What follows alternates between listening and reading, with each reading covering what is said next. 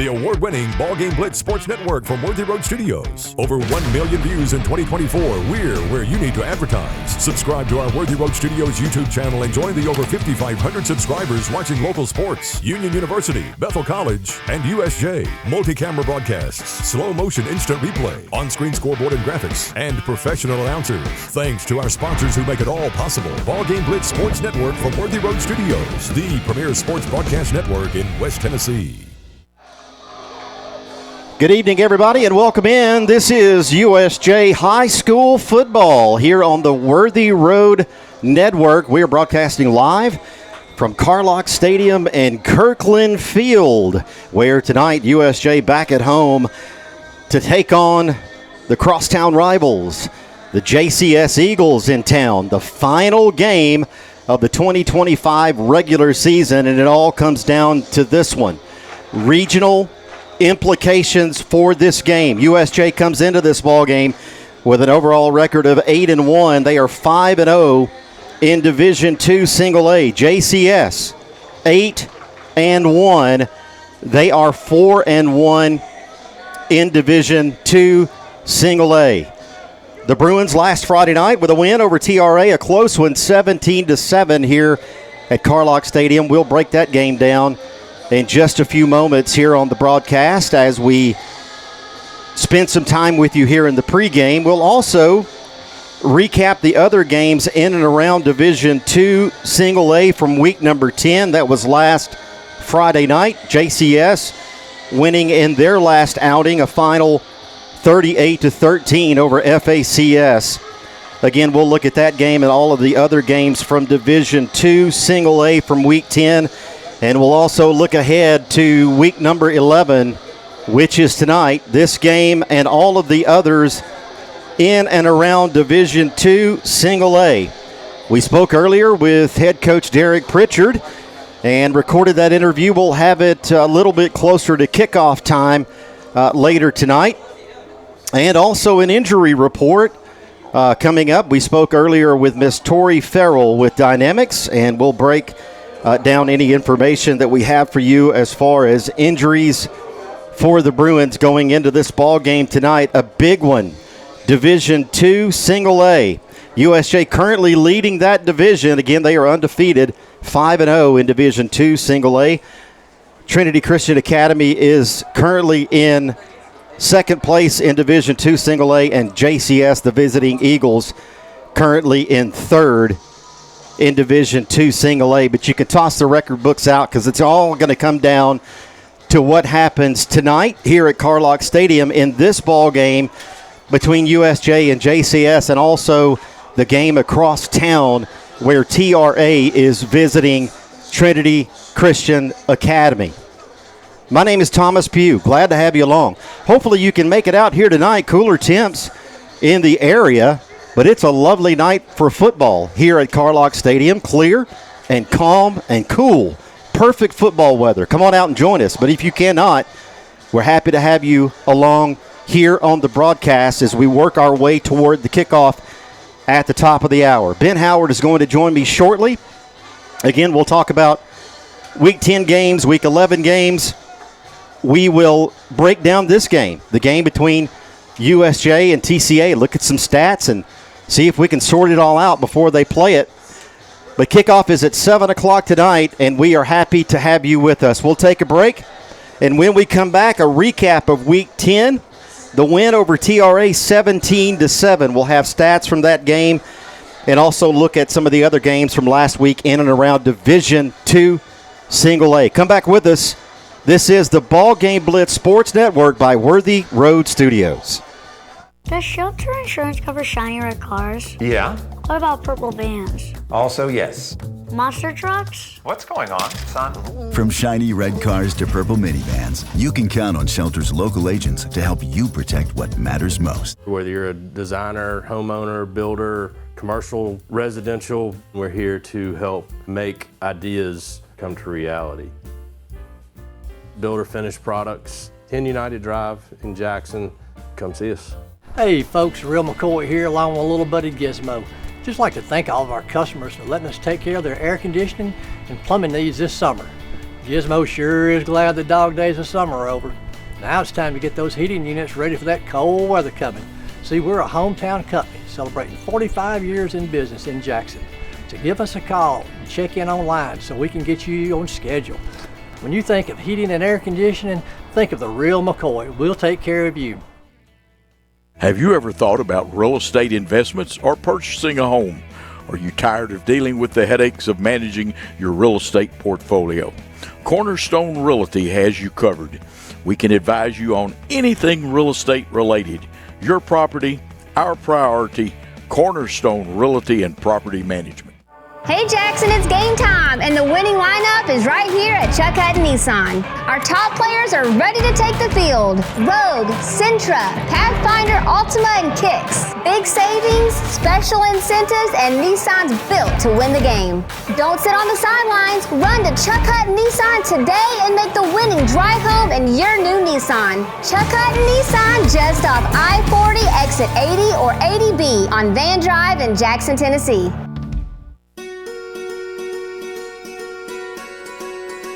Buying a home is a major milestone, and at the Bank of Jackson, we want to help you achieve it. Our mortgage specialists can assist you with conventional, VA, FHA, or construction loans, as well as USDA and THDA development loans. Serving the Jackson area for 25 years. The Bank of Jackson, your down-home community bank. You belong here. Member FDIC, Equal Housing Lender. An hour ago, Theo airballed the game-winning shot. But at Zaxby's, he's dunking all over these fools. Zax sauce, bang. Tongue torch, boom. Hot honey mustard. My man's putting on a clinic. Welcome to Dunk City. And one, baby. Thanks, baby. Dude. Babe, dude. Who's got the sauce? Zaxby's. Back here at USJ Carlock Stadium, Kirkland Field, USJ hosting JCS tonight for the final game of the 2025 regular season.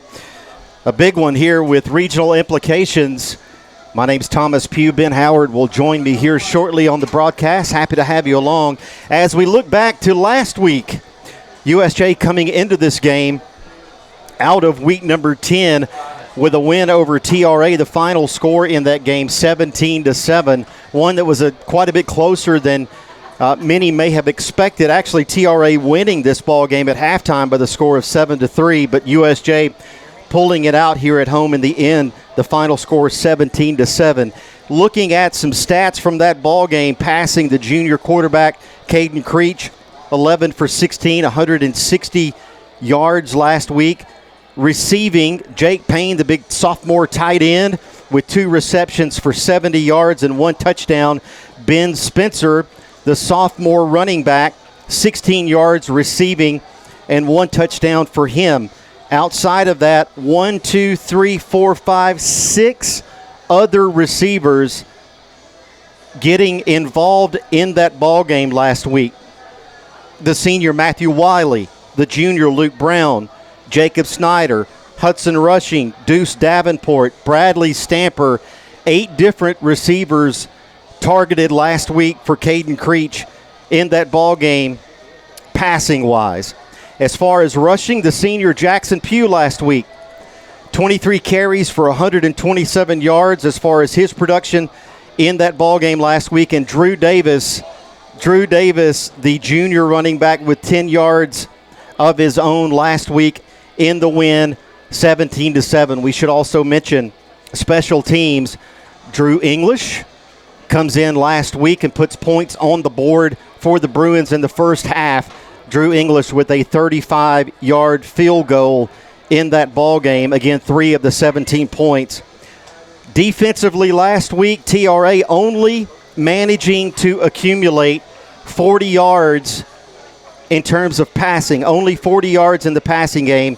But on the ground, as we predicted, the senior running back for TRA, Nix Fullen, outstanding performance for him here at USJ with 215 total yards rushing, and the big one early in that game to put them up 7-0, a 75-yarder back in the first quarter of that game. But The Bruins defensively, especially in the second half of that ball game, really stepped up. They bent a little at times, but they refused to break. And they came up big, especially in the red zone several times last week in that ball game to keep TRA out of the end zone. And also the defense for the Bruins last week forcing 3 turnovers, 2 interceptions, and 1 fumble in that ball game to help with the win. Again, the final last week in that game, 17-7. Elsewhere in week number 10 last week, we told you that JCS, they come into this ball game with a week 10 win over FACS. The final in that game was 38-13. It was TCA over Donaldson Christian Academy, the final score in their game, 42-7, as TCA continues to be hot after losing to USJ on October the 3rd. Every game since then, TCA, hats off to them. They have been firing on all cylinders. Also, in Division II, Single A last week, Harding Academy defeated Fayette Academy by the final score of 35-0. That was last week. This week, October the 31st, Halloween night, we will, after the break, we'll tell you what's going on in and around Division II Single A tonight in Week 11, the final week of the 2025 regular season. We do have one final already, as there was one game in Division II Single A that was played last night. So we hope you'll come back and join us. More to come here on the pregame as we work our way toward the top of the hour and the kickoff at 7 p.m. here from USJ, Carlock Stadium, Kirkland Field. It's the Bruins and the Eagles. This is the BallGame Blitz Sports Network by Worthy Road Studios. We're back after this. Hi, I'm Cody Fitz with Fitscapes. Our business's focus is on building your dream yard at your dream home. When designing our backyards, we always like to start with our pool and patio areas first, then we complement that with the landscaping, and we finish with the lawn for all of the outdoor entertaining needs. After installation is complete, we provide annual maintenance for all of your lawn care and landscaping needs. Fitscapes, let's build something beautiful. Whether you're a designer, homeowner, builder, commercial, residential, we're here to help make ideas come to reality. Builder finished products, 10 United Drive in Jackson. Come see us. We would like to thank the following sponsors for supporting this broadcast. Snyder Equipment, 1311 Lower Brownsville Road, exit 74 on I-40.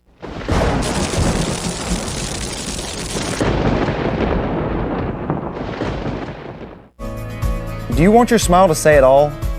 At Elite Dental Care, we'll make you and your family feel comfortable and secure with a variety of services and state-of-the-art care. We offer sedation dentistry that will make your time in the dental chair comfortable and relaxed. Come by and see our newly renovated and expanded office in Jackson, or one of our other convenient locations in Trenton or Dyersburg. Trust your smile with Elite Dental Care, and let your smile say it all.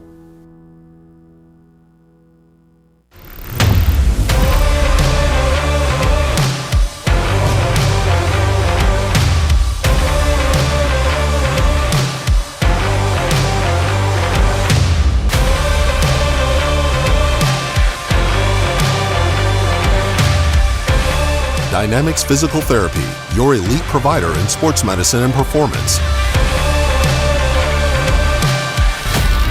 Now serving communities throughout West Tennessee. At FMY Orthodontics, we would like to thank the following sponsors for supporting this broadcast. Snyder Equipment, 1311 Lower Brownsville Road, exit 74 on I-40.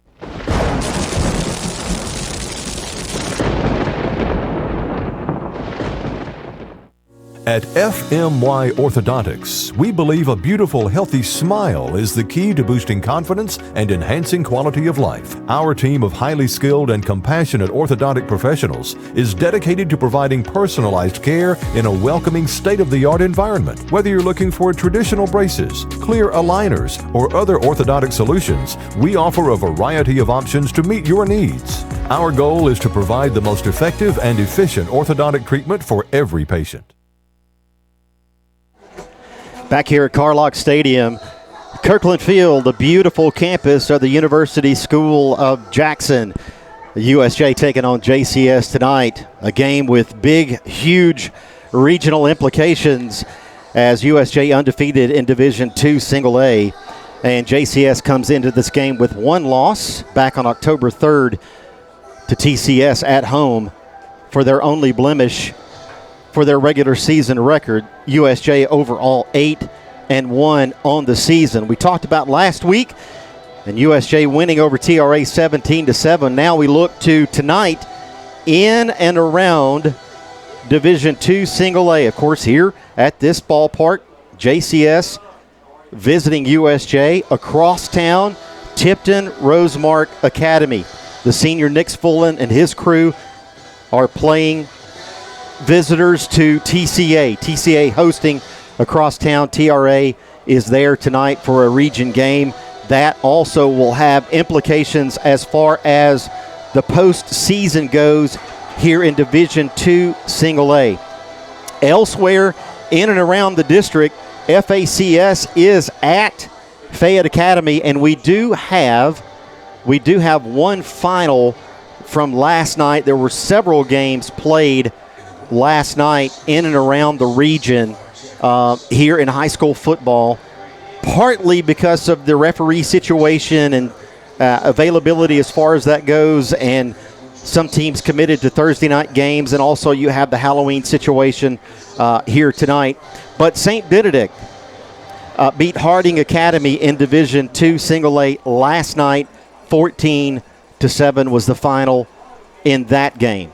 So that's a look at Week 11 in and around Division II Single A as we work our way toward the top of the hour and the kick here from USJ. We have about just under 23 minutes remaining here in the pregame.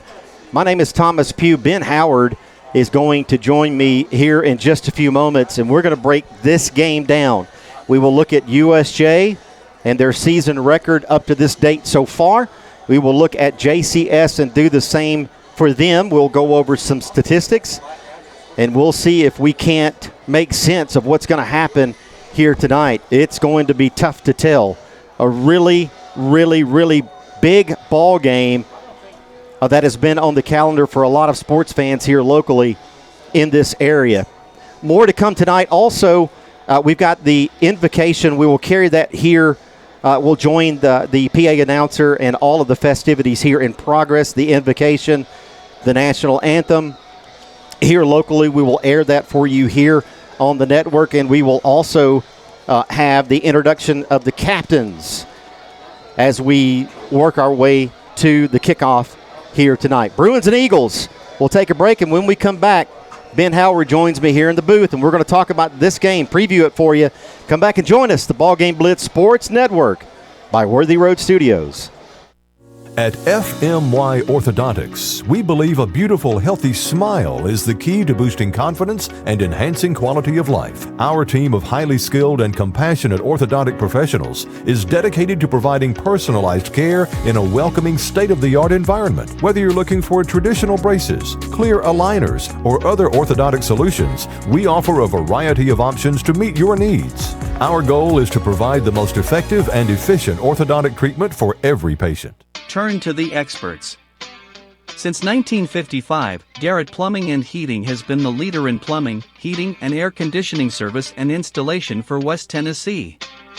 A proud supporter of USJ Bruin Athletics, we are your local Carrier Factory authorized dealer. Call Garrett Plumbing and Heating 668-3339 for all of your plumbing, heating, and air needs.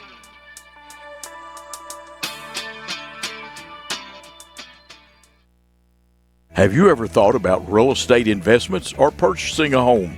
Are you tired of dealing with the headaches of managing your real estate portfolio? Cornerstone Realty has you covered. We can advise you on anything real estate related. Your property, our priority. Cornerstone Realty and Property Management. Hey folks, Real McCoy here along with a little buddy Gizmo. Just like to thank all of our customers for letting us take care of their air conditioning and plumbing needs this summer. Gizmo sure is glad the dog days of summer are over. Now it's time to get those heating units ready for that cold weather coming. See, we're a hometown company celebrating 45 years in business in Jackson. So give us a call and check in online so we can get you on schedule. When you think of heating and air conditioning, think of the real McCoy. We'll take care of you. Let me tell you about the American dream. In 1974, I had $425 to my name. I bought 21 carpet remnants, rented an old lumber shed, and opened Deaton's Rug Barn on East College. I worked long hours with hope of taking care of my family. I'm so thankful to Jesus who changed my life. He gave me a dream. So in 1985, we opened Deaton's Carpet One on the 45 bypass with a commitment to customer satisfaction. My friends, don't give up on your dream because your dream can come true. Hi, I'm Cody Fitz with Fitscapes. Our business's focus is on building your dream yard at your dream home. When designing our backyards, we always like to start with our pool and patio areas first. Then we complement that with the landscaping, and we finish with the lawn for all of the outdoor entertaining needs. After installation is complete, we provide annual maintenance for all of your lawn care and landscaping needs. Fitscapes, let's build something beautiful.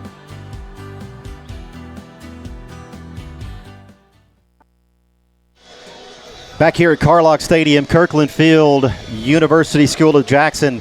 Tonight, the Bruins taking on the Eagles of Jackson Christian School. My name's Thomas Pugh. Glad to have you along. Ben Howard on the call with me tonight. Joins me now in the broadcast. And Ben, this is one that, we have tried to take it week to week. You and I know that the coaches have taken this season week to week.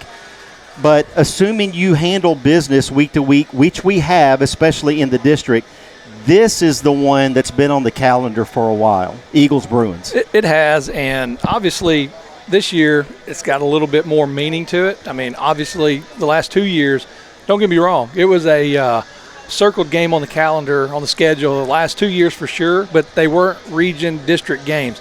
This one, it's got a little bit more meaning where it could come down to a three-way tie, possibly. We hope it doesn't come down to that, but it's going to be it's been looked forward to by both teams, both fans, students, everybody, and finally here and excited to get it going. USJ 8-1 coming into this game overall. Their only loss on October the 17th to Dyer County on the road. They are 5-0 in Division II Single A. JCS is 8-1. They are 4-1 in Division II Single A. Their only loss of the season coming back on October 3rd at home to Trinity Christian Academy. If USJ wins this game tonight, they are the regular season Division II Single A champs. If they do not hold court and win this game tonight, then we start having to think about, and I won't have the answer tonight, unfortunately, Ben, and neither will you. No. So we apologize in advance to our viewers at home. But then it becomes a situation where all of the other games in the district, including the ones tonight and the ones in the previous in the regular season, the margins of victory, all that comes into play. So there will be a lot to have to tally to determine who is Division II Single A regular season winner. And all of this certainly affects postseason play as well, Ben. Yeah, no doubt. And just thinking about it while you're talking there, we're eerily similar to what we were in the situation last year. Coming in the last game with one defeat, to win the last game, you win the regional championship. Last year we were successful, and hopefully we can do it again this year.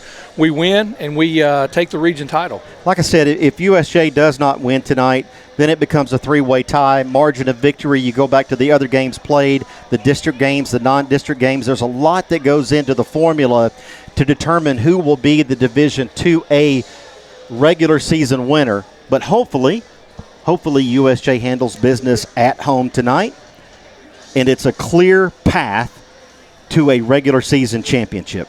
Yeah, absolutely. And I don't want to know as far as I don't scout the teams. I come up here and I do my best that I can to try to help you out and call play-by-play. So I have no idea what to really expect from JCS. I know personnel-wise there are some differences just as we do. So I don't know really what to expect, but I know the two key parts that are not there anymore are their quarterback, Austin Kelly, which he could sling it anywhere, and no matter where he slung it, Jalen Mosley was there to catch it. Right. So that's one thing that I think that is going to be different. It might be different personnel. They might still try to attempt that, but that's what we were playing for or trying to prepare for the last couple of years. It'll be interesting to see how the game plans kind of shape out for both teams. Eli Smith is the quarterback that will lead the offense for JCS tonight here at USJ. If you look at both teams, let's start offensively for JCS coming into this game. They score on average 37 points per game. Guess how many points per game USJ scores on average? I bet you're going to tell me. 37. Okay. JCS on defense allowing per game on average only 12 points per game this season. USJ, on the other hand, defensively stingy as well, allowing only 9 points per game. And Ben, we talked earlier with Coach Derek Pritchard. This is one of those areas where you look at both of these football teams, two of the top in this district, when they are this evenly matched coming into a ball game, what usually determines the outcome in a game like this? And we did talk to Derek Pritchard. His answer is coming up in just a little bit, but then you got to turn to some of the things like turnovers and penalties and special teams in a game like this. They'll be big. 100%. They'll be definitely magnified in this game, where discipline, when I say discipline, I'm talking about pre-snap penalties and whatnot, trying to adhere to that, and also after the play. These kids, they're fired up, and you don't want them to not have energy, but you want them to be able to contain and be disciplined as far as that, and try not to get any posts after the play's over, penalties, which I'm going to say that there's going to be at least one or two. That's just the way it is, and hopefully we're on the positive side of that. But, yeah, just minimizing turnovers and penalties, I think, is going to be the difference in this game for either team. We have about 12 minutes remaining until the kick. We've got a lot coming up right now. We'll join the PA announcer here locally for the invocation and the national anthem, and we'll be back right after this. Hey Jackson, it's game time, and the winning lineup is right here at Chuck Hutton Nissan. Our top players are ready to take the field. Rogue, Sentra, Pathfinder, Altima, and Kicks. Big savings, special incentives, and Nissan's built to win the game. Don't sit on the sidelines. Run to Chuck Hutton Nissan today and make the winning drive home in your new Nissan. Chuck Hutton Nissan, just off I-40, exit 80 or 80B on Van Drive in Jackson, Tennessee. Beauty House Social, Jackson's premier blowout bar and full-service salon and med spa. From lashes and facials to cosmetic injections and lasers, we have it all. Let's be social. Does shelter insurance cover shiny red cars? Yeah. What about purple vans? Also, yes. Monster trucks? What's going on, son? From shiny red cars to purple minivans, you can count on Shelter's local agents to help you protect what matters most. At FMY Orthodontics, we believe a beautiful, healthy smile is the key to boosting confidence and enhancing quality of life. Our team of highly skilled and compassionate orthodontic professionals is dedicated to providing personalized care in a welcoming, state-of-the-art environment. Whether you're looking for traditional braces, clear aligners, or other orthodontic solutions, we offer a variety of options to meet your needs. Our goal is to provide the most effective and efficient orthodontic treatment for every patient.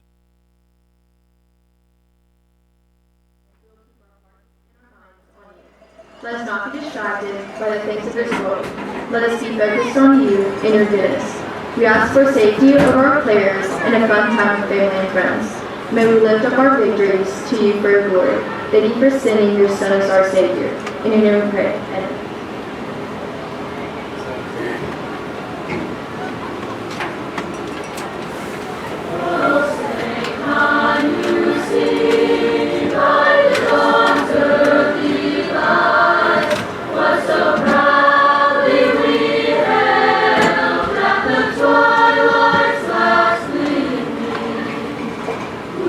Stripes and bright stars through the perilous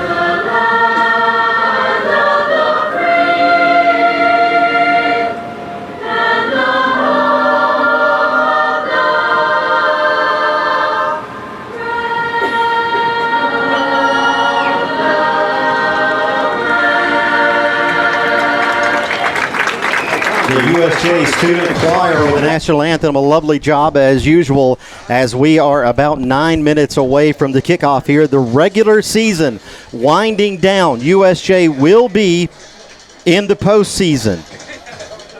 What will their postseason position be is yet to be determined. It'll be determined greatly by this game tonight. We'll have it for you. It's Bruins-Eagles. We'll set the stage for the next few minutes. We are going to take a break. On the other side of this break, our interview with head coach Derek Pritchard is coming up after that.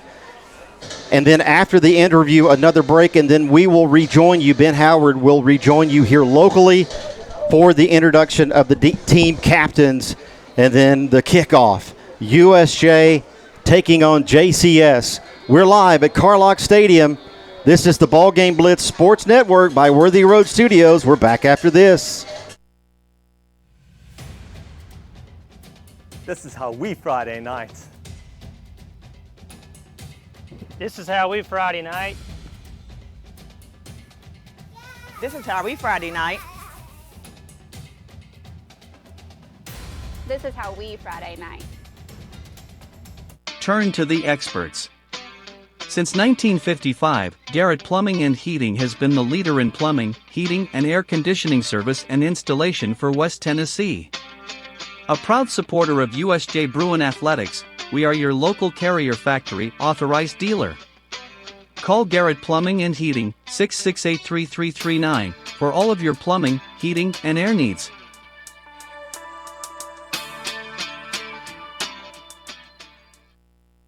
Do you want your smile to say it all? At Elite Dental Care, we'll make you and your family feel comfortable and secure with a variety of services and state-of-the-art care. We offer sedation dentistry that will make your time in the dental chair comfortable and relaxed. Come by and see our newly renovated and expanded office in Jackson or one of our other convenient locations in Trenton or Dyersburg.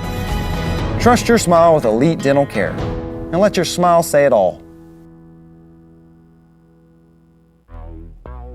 An hour ago, Theo airballed the game-winning shot. But at Zaxby's, he's dunking all over these fools. Zax sauce, bang. Tongue torch, boom. Hot honey mustard. My man's putting on a clinic. Welcome to Dunk City. And one, baby. Thanks, baby. Dude. Babe, dude. Who's got the sauce? Zaxby's.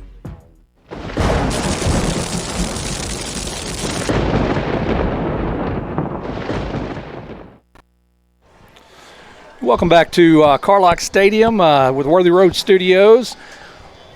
Mr. Thomas is down there participating in the Bruin Walk as he should, and hopefully that I don't know if that will be the last time it will take place. Hopefully we can get a home playoff game and he'll get that opportunity again one more time. Let's go ahead and look at the captains for USJ from left to right there. We got Drew English, senior. Jackson Pugh, 25, senior. Carson Moore, senior. And Barrett Shelton. Very integral parts of the USJ team, both sides of the ball. And for JCS, left to right, we got Eli Smith, number 12. Number 58, Tristan Nash. Number 25, James Dyer. And number 2, Mason Vaughn. JCS wearing their white uniforms and USJ in their powder blues. As we were talking, I think this is going to be a very, very competitive game. I don't see one team that's going to really run away with it, but you never know. Just as we talked about the stats, points per game and points per game allowed by each team. Looks like both teams very stingy on defense and can get it going on offense. So be very interesting to see. We'll see the coin flip here. Looks like USJ won the toss. And they're going to defer, so in seeing that, that would make me think that JCS is going to receive the first half kick. We got Thomas Pugh joining us again here. He is must work out on a Stairmaster because he made it back up super quick. By the time my youngest is a senior, Ben, that's going to be a tough climb right there. I'll tell you that. Got the heart rate up, though, right? That's right. That's right. If it wasn't already. I don't know how you do it. I really don't know how you do it having a kid out there playing. Man, this one in particular, Ben. This one in particular. Yeah. Yeah, I was talking to David Creech one of the earlier games, and I went up to him. I was like, David, my heart rate hadn't been up one time this year. How about you? He begged to differ. He has been through some anxiety, and I totally get it. This has been a real blessing for me as a parent to be able to do this. But, yes, I will try to remain as objective as possible for this one, as I've tried to be throughout the entire season Which for I the think team. You've done a very, very good job of doing that. This has been a lot of fun. It's a lot of fun. So we are almost set, about 3 minutes until we kick it off here. And coming up later, we say a special word of thanks to Jay Bush, our statistician, and he will have us some halftime stats coming up for halftime of this ball game. Also, the director of the upper school, Dr. Shane Jacobs, is back with us tonight to talk about some other things that are going on here on our campus of the University School of Jackson in sports and also outside of sports here at USJ. Dr. Shane Jacobs will be my halftime guest. Also at halftime, statistics, as we mentioned, and highlights coming up at halftime, and we hope we have plenty of them for you coming up at halftime. USJ comes into this ball game wearing their home powder blues as they work their way out of the tunnel and toward the cheerleaders and the sign here to the right of your screen. JCS has already taken the field across the way, carrying with them a big visiting crowd, as you would expect in this rivalry.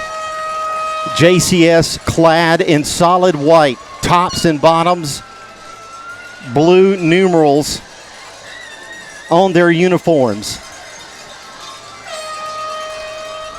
The referee and crew is ready to go.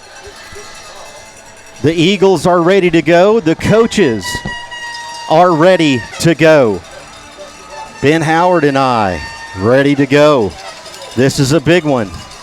Yeah, and you say that, and just thinking about that, and I feel so bad for the guys that can't participate. Noah Britt, Devin Wagner, Sam Kale, especially Noah Britt being a senior, and Wagner as well. But really, really hate it for those guys because this is something special. I mean, win or lose, it's a great game. And here they come. Here come the Bruins.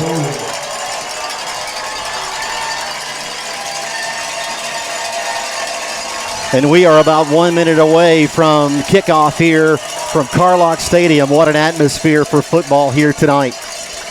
Ben mentioned some of those dealing with injuries. Noah Britt, Sam Kale, Devin Wagner, the senior. We talked about him last week. He was actually able to get into a game, but because of his long-term injury and the healing with that, he unable to participate tonight, of course. Other than that, we spoke with Miss Tori Farrell earlier, and we'll slip in a quick injury report. Miss Tori with Dynamics serves as the lead trainer here for the Bruins in all sports across West Tennessee, or all across USJ rather. And Miss Tori was excited to announce that, again, other than those dealing with the long-term situations that we just mentioned, everyone else is healthy and ready to go. Drew English tees it up as we are almost ready to get underway. Again, a big crowd follows the Eagles into this stadium, as you would expect, across the way. Division II single A, and a big one. Working right to left. Here's the kick, and that one is going to go into the end zone. And the Eagles will come out to their own 20 to start this ball game offensively. With the Eagles getting the football to start the ball game, certainly the USJ Bruins will look forward to coming out of half, receiving the second half kick. So that will be the situation coming up later in this ball game. Just underway. 4 12-minute quarters to decide the championship, the regular season championship in Division II, Single A. Eli Smith is the quarterback for USJ. He has two backs to the right. Up the middle, Smith, not much there. Stopped after a gain of 1, Ben. Looks like a little miscommunication there, and hopefully I can give credit to our crowd because they're fired up, and he just got that snap and was not expecting it, so kind of a busted play there, and we cleaned it up pretty well. Eli Smith, the senior, one wide receiver to the bottom of your screen. That's number 7, Kelsey Rose. 2 up top, tight end on the left side. The running back to the left of Smith. Here's Smith rolling to the right, looking for room, has it. First down, Smith. He's finally brought down on the far side, but a gain on the play out to the 36 and 1st and 10, JCS, Ben. Yeah, just, you kind of like what we saw last week, the Wildcat. That's basically what it is with a designed run by the quarterback and just able to utilize that extra blocker. And I think we're probably going to get a big dose of that. Looks like there was a hold there. They're bringing it back. So a flag on the play, luckily here, Ben. Well, yeah, that negates the first down play, so a hold against JCS, Ben, yes. No, you say luckily, and, just one of those things that maybe that was what sprung the play, but I tell you what, we talked about it last week. It's awful hard to come back from a holding penalty when you get that far behind the stick, especially on second down. That'll negate the first down play. It'll make it 2nd down and 20. Backs them up all the way to the 10-yard line, does that penalty. The first of the ball game against either team. It comes early against JCS here. Eli Smith with his back to the left. Now a shift to the right side for the running back to the left side now. Top of the screen with 3 wide to the right. Smith looking for room on the right side. Looking for room. And Smith is going to pick up the penalty yardage, Ben, a gain of 10 on that play. Yeah, so it looks like they want to come out. They want to establish that ground game. And he's a big package to bring down. He gets momentum going, and, he keeps those legs moving. So I think that's probably going to be a big part of the game plan moving forward. A gain of 11 on that one. It's going to be 3rd down and 9 from Carlock Stadium. Eli Smith with the running back to his right side and 3 wide receivers to the right. 3rd and 9, a big play. Smith looking. Smith throwing. Incomplete. That'll make it 4th down, and the Eagles will have to punt, Ben. Yeah, great job right here. I want to find out what came around the corner to put the pressure. It looks like it's Whit Barnes right there, and he gets rid of makes him get rid of it a little bit quicker than he wants to. Good coverage right there.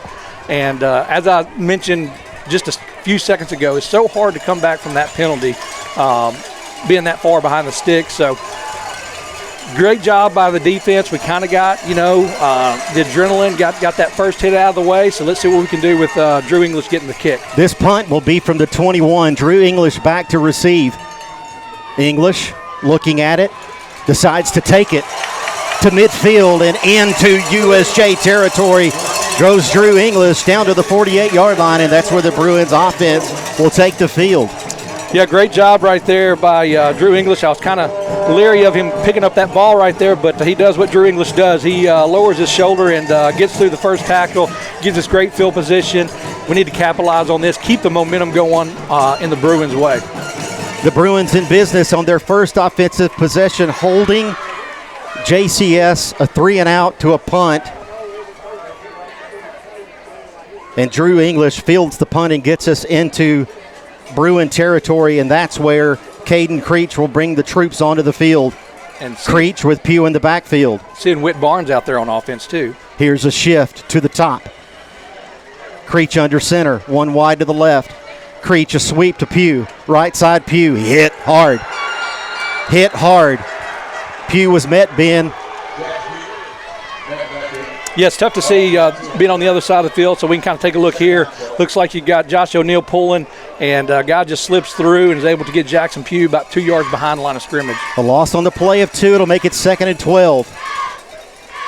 Pugh stays in the backfield. Creech, the junior quarterback, 2 wide receivers at the bottom of your screen. That's Hudson Rushing and Brad Stamper, both juniors on this football team.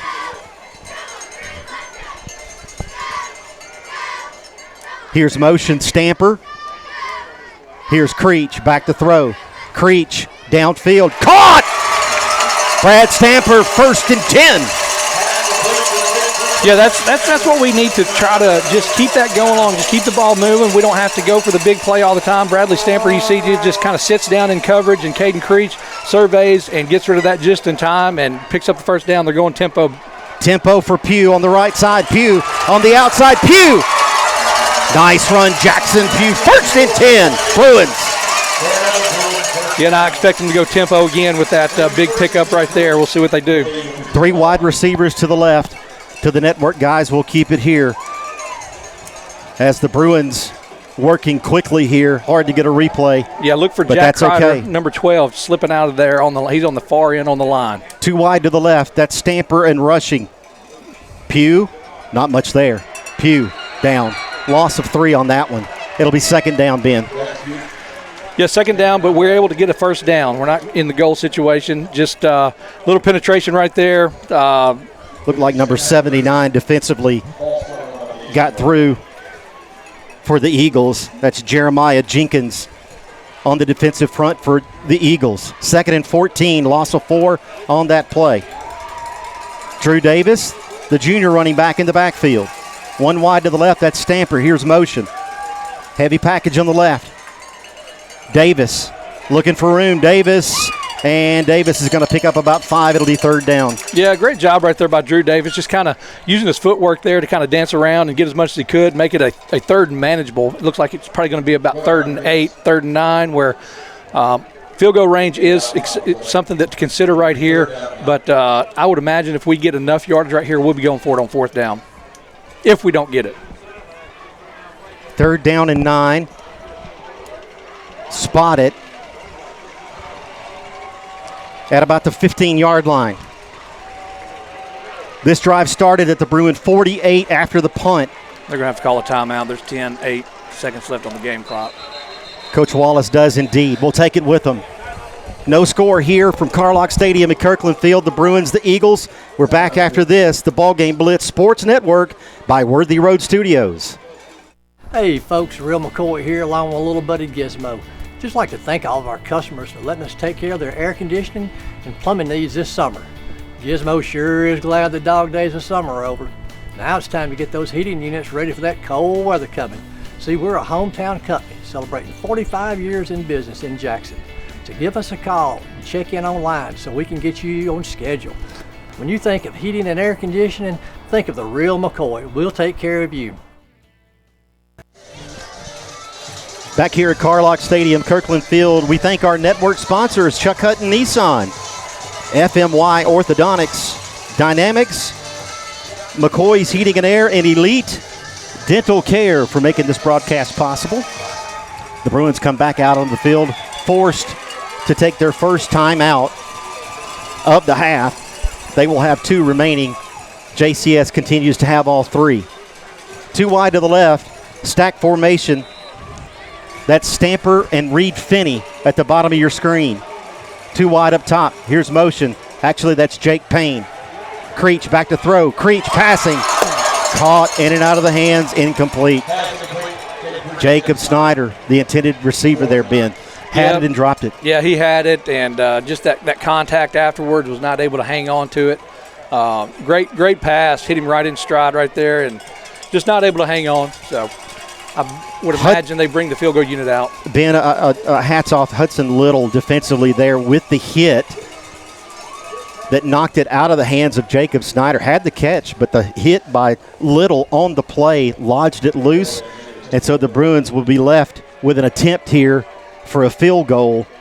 This one will be from 30. Drew English, it's up, and it is good! 3-0, the Bruins lead it here early from Carlock Stadium. We'll take a break to BallGame Blitz Sports Network by Worthy Road Studios. Have you ever thought about real estate investments or purchasing a home? Are you tired of dealing with the headaches of managing your real estate portfolio? Cornerstone Realty has you covered. We can advise you on anything real estate related. Your property, our priority. Cornerstone Realty and Property Management.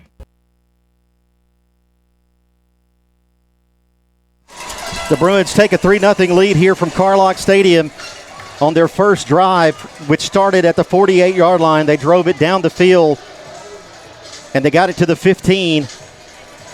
And, Ben, we should correct there. We said Drew English with the kick. That's Cohen Neighbors handling the field goal duties. So the sophomore Neighbors with the 30-yard field goal to give the Bruins a 3-0 lead.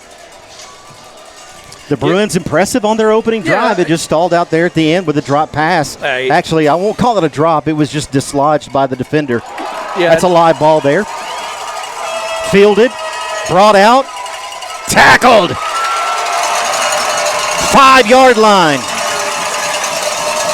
Yeah, great drive right there, especially just getting something out of it, getting on the board and keeping that momentum going, and continuing here on the kickoff as well. So you always say you want to end the drive, every drive on a kick. So the referees are going to talk about it. And I don't know the rules, but I think if you touch it. If you touch it in the end zone, so they're going to take it out to the 20. I guess Ben, the technical reason for the call there is the ball approached the end zone. It got to the end zone. So whether or not he fields it and brings it out is irrelevant. Right, and like I said, I'm not a rules guy that I claim to know them all, but I thought if you touched it before it went in the end zone, but apparently not. Here's a handoff up the middle. Stop! Yeah, it looks like Eli Handel right there. Getting in there. Carson Moore also helping out. See, they just try the little handoff going to their left side, and line doing a good job. That's Jay Pirtle on the carry. It'll be 2nd down and 12 after the loss of 2. 2 wide to the left. Smith the pass. Up top, far side, into the open. 1st down, Eagles. Their first of the game, Ben. Yeah, that's a play that pretty much everybody runs, and, we just have to be prepared for it and fight through a block over here where they did a good job. Could have been some holding. I think there were some hands involved, but, you could probably say there's holding on every play. On the catch, Kingston Robinson for the Eagles. Here's Smith on 1st and 10. The Eagles still in Eagle territory. 2 wide to the right. Bobbled snap. Pirtle. Dropped. Big loss on the play, Ben. Yeah, you would think he would just go down and not fight that because it kept going there for a little bit. I guess they never blew the whistle. It's going to be 2nd down and about 16 after the loss on the play of about 6 yards. JCS continuing to scrimmage on their side of the field. Yeah, big play right here. If we could keep them to a 3rd and long situation and make it where it's not necessarily where they can contemplate on 4th down, keep them on this side of the field. 1 wide receiver up top, 1 in motion from the bottom, working his way right to left. Here's the give, far side, out of bounds, a gain of 6. That's number 3, Kingston Robinson. And Ben, that will make it 3rd and long here. Yeah, and like I said, big play here. I would imagine if they get it to a 4th and 2, they're probably going to go for it, I would imagine. Don't know that, but if we could stop them for no gain, that way there's no contemplation and we get the ball back. 3rd down and 9. A big play for the Bruins defensively. The 2nd offensive drive for the Eagles here in this ball game. Eli Smith, the quarterback. Here's the snap. Smith, the pass, complete. Brought down, 4th down. Yeah, that's just a great job by the defense. Almost had Drew English had the sack.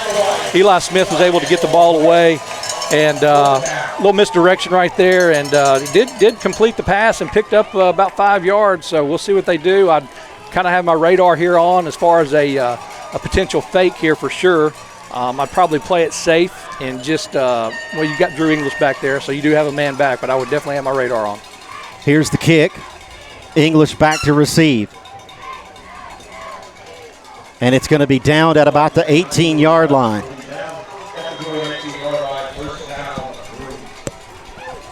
So that's where the Bruins offense will take over as we thank some more of our network sponsors.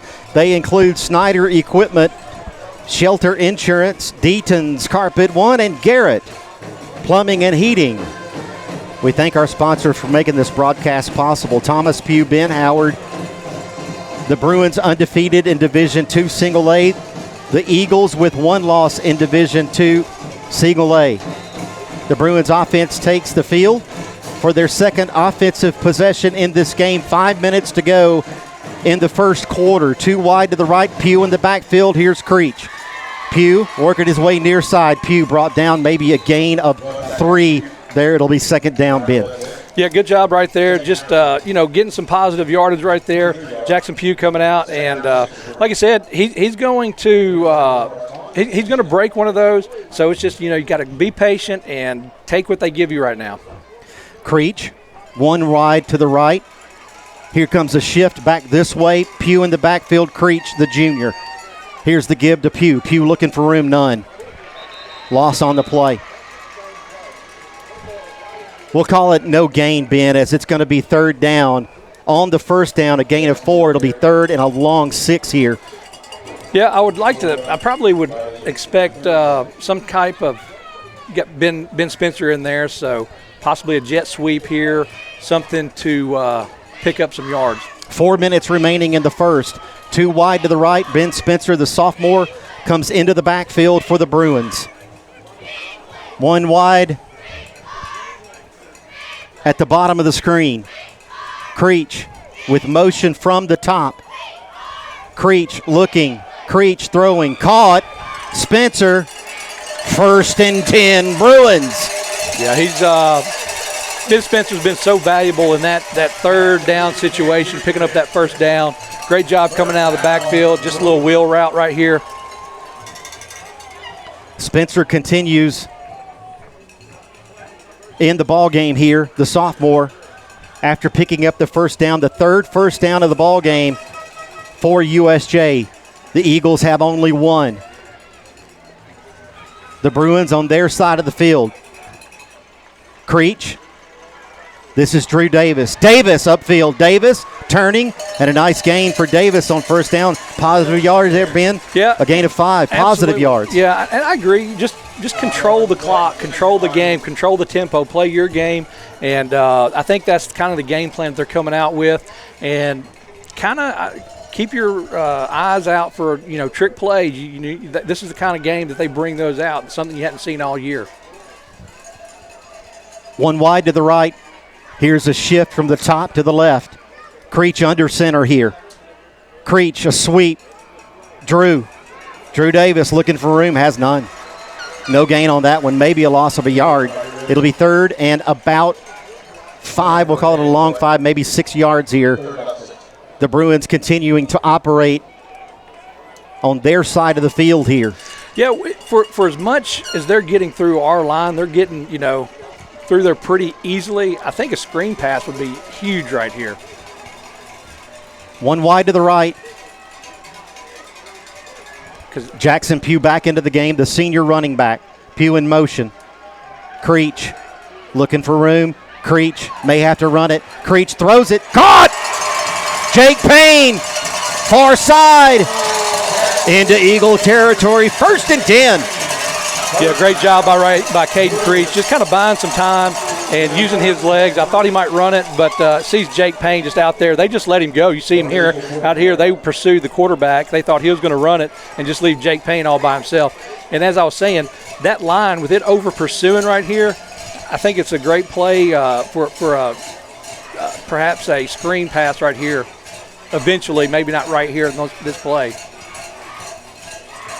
The Bruins into Eagle territory. Pugh in the backfield. Creech orchestrating this offense. Creech to Pugh. Stopped. Loss on the play. And Ben, number 79, Jeremiah Jenkins, continuing to give the offensive line fits there. Yeah, you see where they're just coming straight through, and I'm not picking on our line. It's just what's going on. So, yeah, that's something that we'll have to make an adjustment and perhaps, bring another guy in to combat that. And who knows, maybe they take it over the top, try to loosen them up a little bit. Pugh stays in the backfield. Hudson rushing. Number 5 is the wide receiver wide to the left. 10 on the play clock. They got to go. They got to go. 5. And we're going to get another timeout. It'll be the second one for USJ. In this quarter, they have 1 left in the half. But the Bruins do lead it here 3-0. We'll take a break on the network. This is the BallGame Blitz Sports Network by Worthy Road Studios. Whether you're a designer, homeowner, builder, commercial, residential, we're here to help make ideas come to reality. Builder finished products, 10 United Drive in Jackson. Come see us. Back here at Carlock Stadium, Kirkland Field, the Bruins leading this ball game 3-0. As we approach the end of the first quarter of play, USJ calling their second timeout. They have 1 more remaining in this half. JCS continues to have all 3 of their field goals remaining. 1 30-yard field goal has been the difference so far. Cohen Neighbors on the first offensive drive of the ball game for USJ, hitting a 30-yard field goal, and that's where we are so far. A great one here from Carlock Stadium. Happy to have you along. Here's motion. Here's Creech. Here's a fake to Pugh. Got him. He's got him. Wide open downfield, rushing, caught. 1st and 10 Bruins. Yeah, somehow Hudson Rushing, he just gets behind the defense right here. I think he's going to be up top, and he's just going to come all the way around. And nobody picks him up, and Caden Creech just puts it right in his bread basket and able to pick up 30 yards. Nice job on the play action. Pugh going to the far side. Creech rolling out to his left and finding Rushing. 1st and 10 from the 11-yard line. Creech, Pugh. This side, Pugh looking for room. Pugh, touchdown, Bruins! Great job right there. He'd been stopped several times before.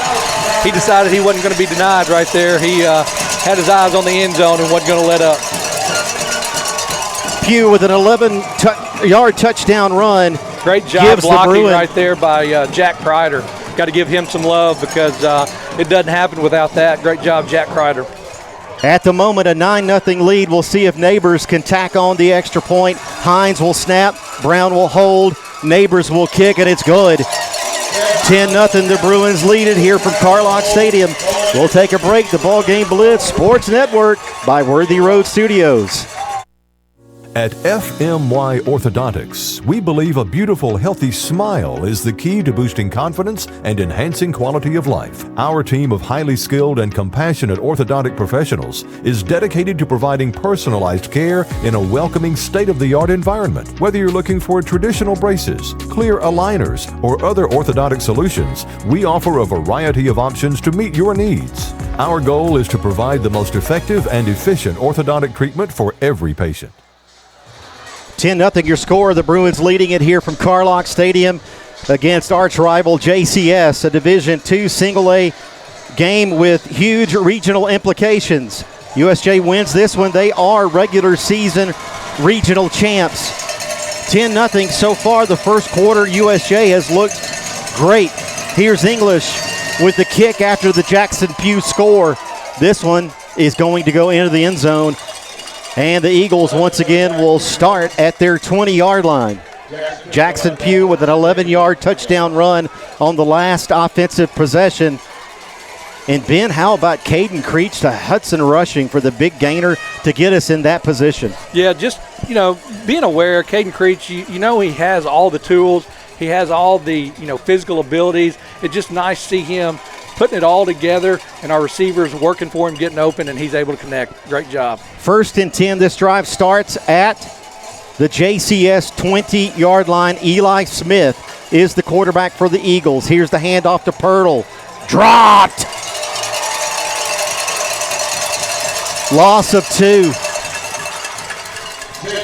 Yeah, great job right there by the line right there. The usual suspects. You got Josh O'Neal. Looks like Clayton Rogers in there. Whit Barnes in there to clean it up. That's the end of the first. The Bruins lead it here from Carlock Stadium. 10-0. We're back after this. The BallGame Blitz Sports Network by Worthy Road Studios.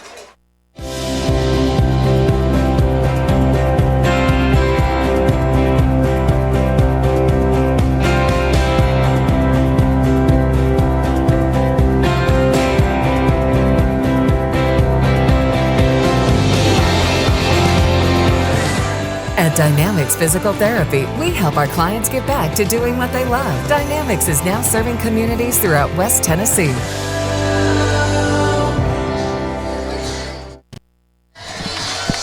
A good look at the student section here at Carlock Stadium, Kirkland Field, clad in black and the Halloween gear here tonight. Happy Halloween to everyone across our viewing audience. So glad to have you along as we enter the second quarter here.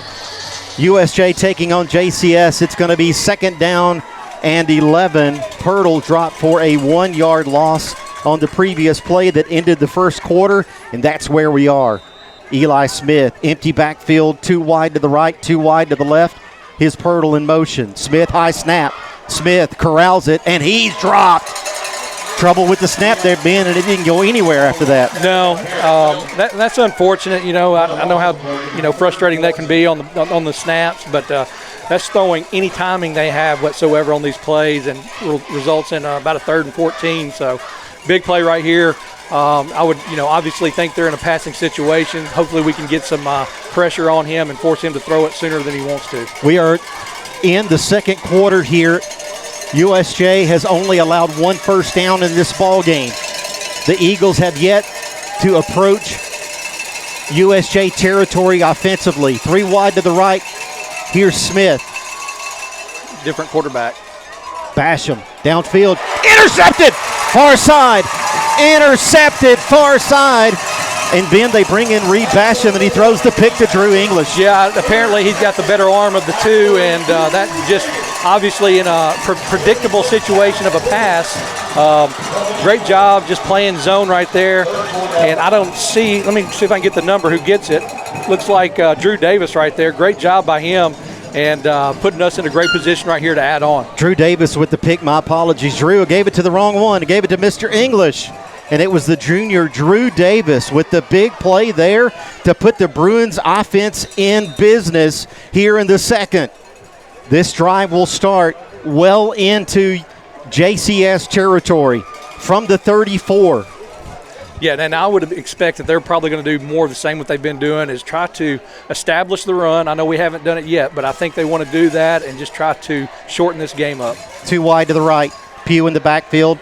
Here's Pugh, far side. Pugh stumbles, and he's going to pick up maybe a yard. Yeah. Lost his footing there, Ben. Turf monster. Yeah, may have been a hole there, too, on the far side. Let's see on the replay, Ben. Looks like Carson Moore, he was doing a good job. I don't see a hole. Was there a flag? No flag. Oh, okay, good. No flag. Unfortunately, Pugh tripped up. Carson Moore making a hole on that far side. Looked like it was there. Yeah. Pugh's going to hate that, but that's okay. A gain of maybe a half yard. Second, and we'll call it a long 9. 2 wide to the left. 1 wide here at the bottom is Brad Stamper. Pugh in the backfield. Creech under center. Fake to Pugh. Creech this side. Creech. Stamper caught.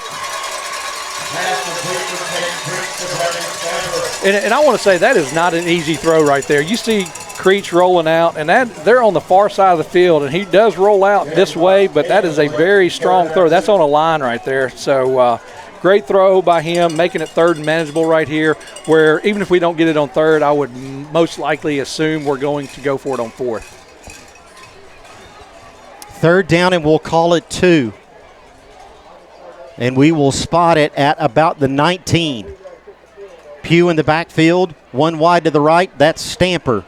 Reed Finney, wide at the bottom of your screen. Pugh in motion. Pass to Pugh. Out in the flat. Pugh complete. 1st and 10. Bruins. That's just a great job right there. Like I said, taking what they're going to give you. Get the 1st down, and let's live to play another day. Jackson going out. Nobody picks him up, and able to tack on a couple more yards after the catch. So great job by Jackson Pugh. And we continue to work the clock here as we approach 9 minutes remaining until the half. Halftime stats coming up in this ball game. We'll have those for you, halftime highlights, and a visit with Dr. Shane Jacobs. 1 wide to the right is Reed Finney, the senior. Creech under center, a tight package at the top of your screen offensively. Drew Davis, the junior, in the backfield. Davis with a pick so far. Here's Creech. Here's the pass. Caught! Touchdown, Bruins. There's Jacob Creech Snyder. to Snyder. Yeah, that's what we've been looking for here the past couple of weeks. So glad to see them make that connection. See Jacob Snyder just running up the wheel route, running up the line. Nobody picks him up. Great throw by Caden Creech right on the line and able to finish it off and get in the end zone. 19 yards on the play. Creech to Snyder. Snyder, the junior.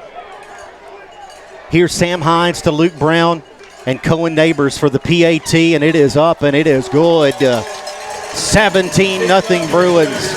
8:43 remaining until half. We're back after this. The BallGame Blitz Sports Network by Worthy Road Studios. Hi, I'm Cody Fitz with Fitscapes. Our business's focus is on building your dream yard at your dream home. When designing our backyards, we always like to start with our pool and patio areas first. Then we complement that with the landscaping, and we finish with the lawn for all of the outdoor entertaining needs. After installation is complete, we provide annual maintenance for all of your lawn care and landscaping needs. Fitscapes, let's build something beautiful.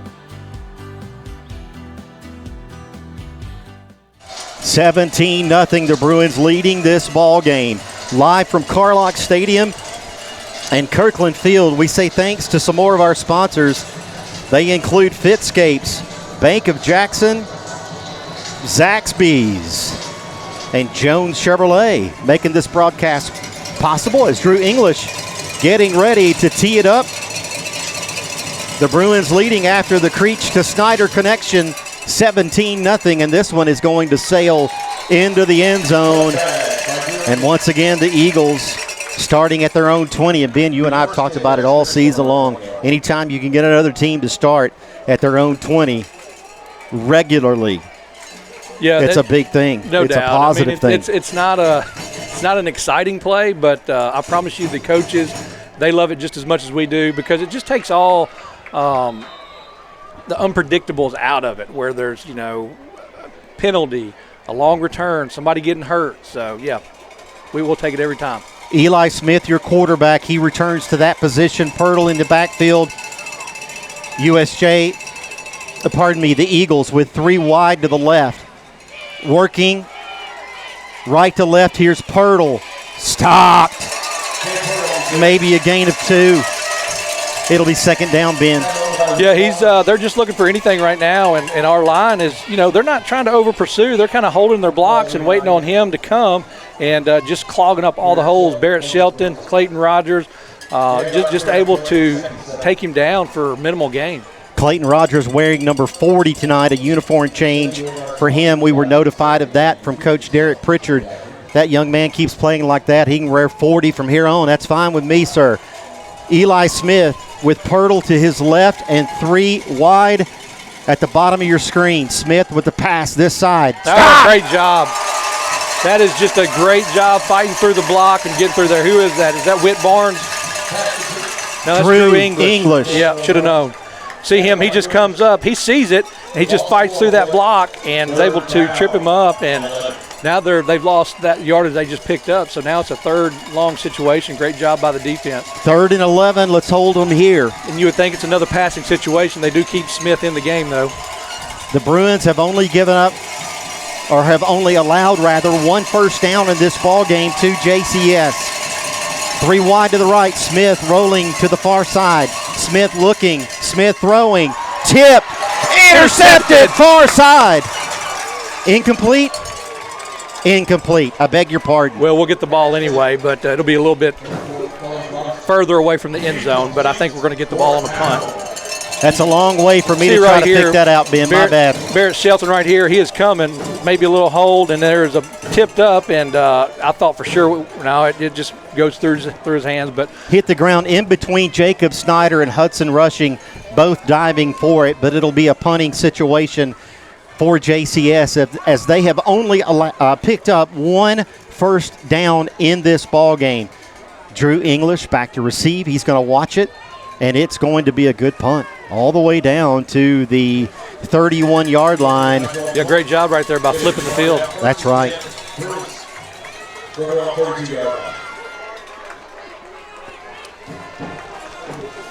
So USJ will take over in their own territory from the 32, leading in this game 17-0. Ben, what you'd love here is to eat most of this clock up, walk away from this drive with some points, and come out of halftime and get the ball back. That's Bill How about Belichick that for a football. game plan? Yeah.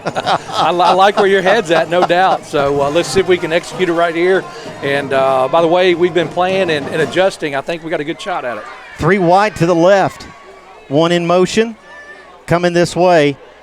Here's Pugh. Pugh up the middle. Pugh to the left. And a nice gain there on first down. A pickup of 9, Ben. Second and 1. Yeah, like I said, you can't abandon the run if you get stopped a couple of times. You just have to you have to trust the run, trust your guys are going to make the holes. They're going to make the adjustments up front. And looky here, Jackson Pugh picks up 9 right there.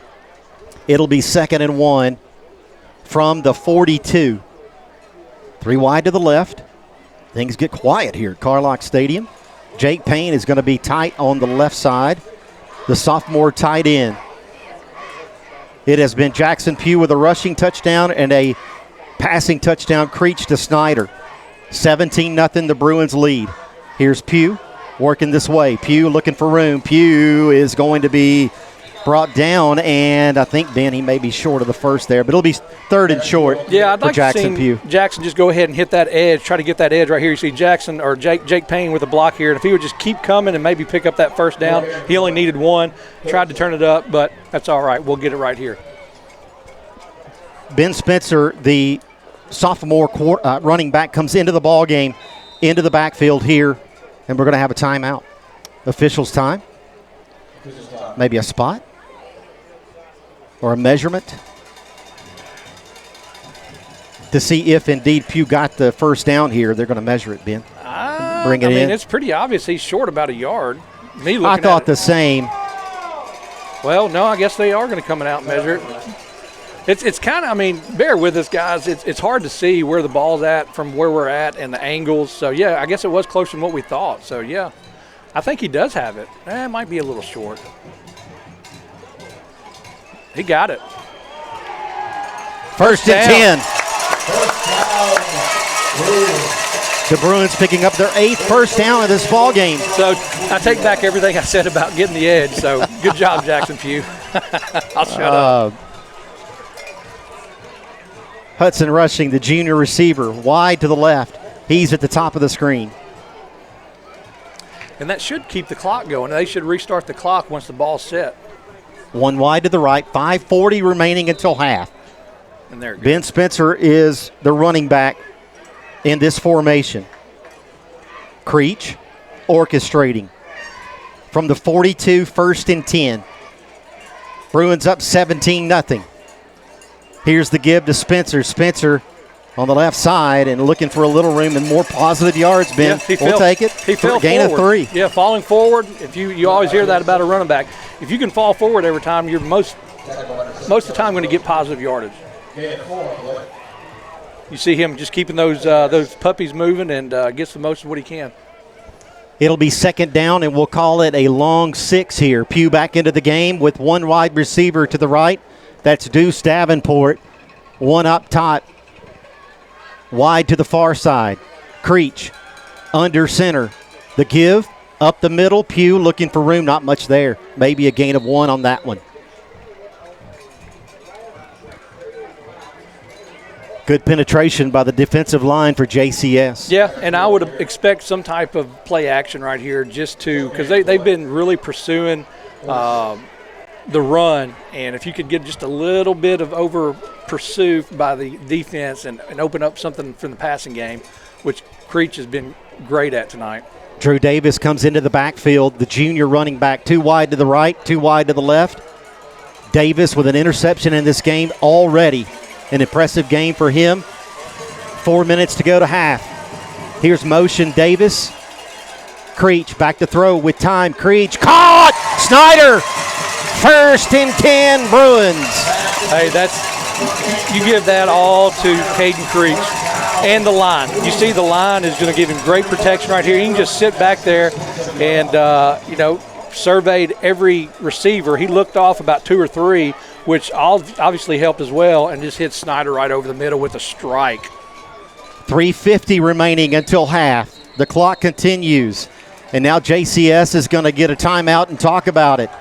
The Bruins knocking on the door here from the 29-yard line. 1st and 10 up 17-0. We're back after this. The Ball Game Blitz Sports Network by Worthy Road Studios.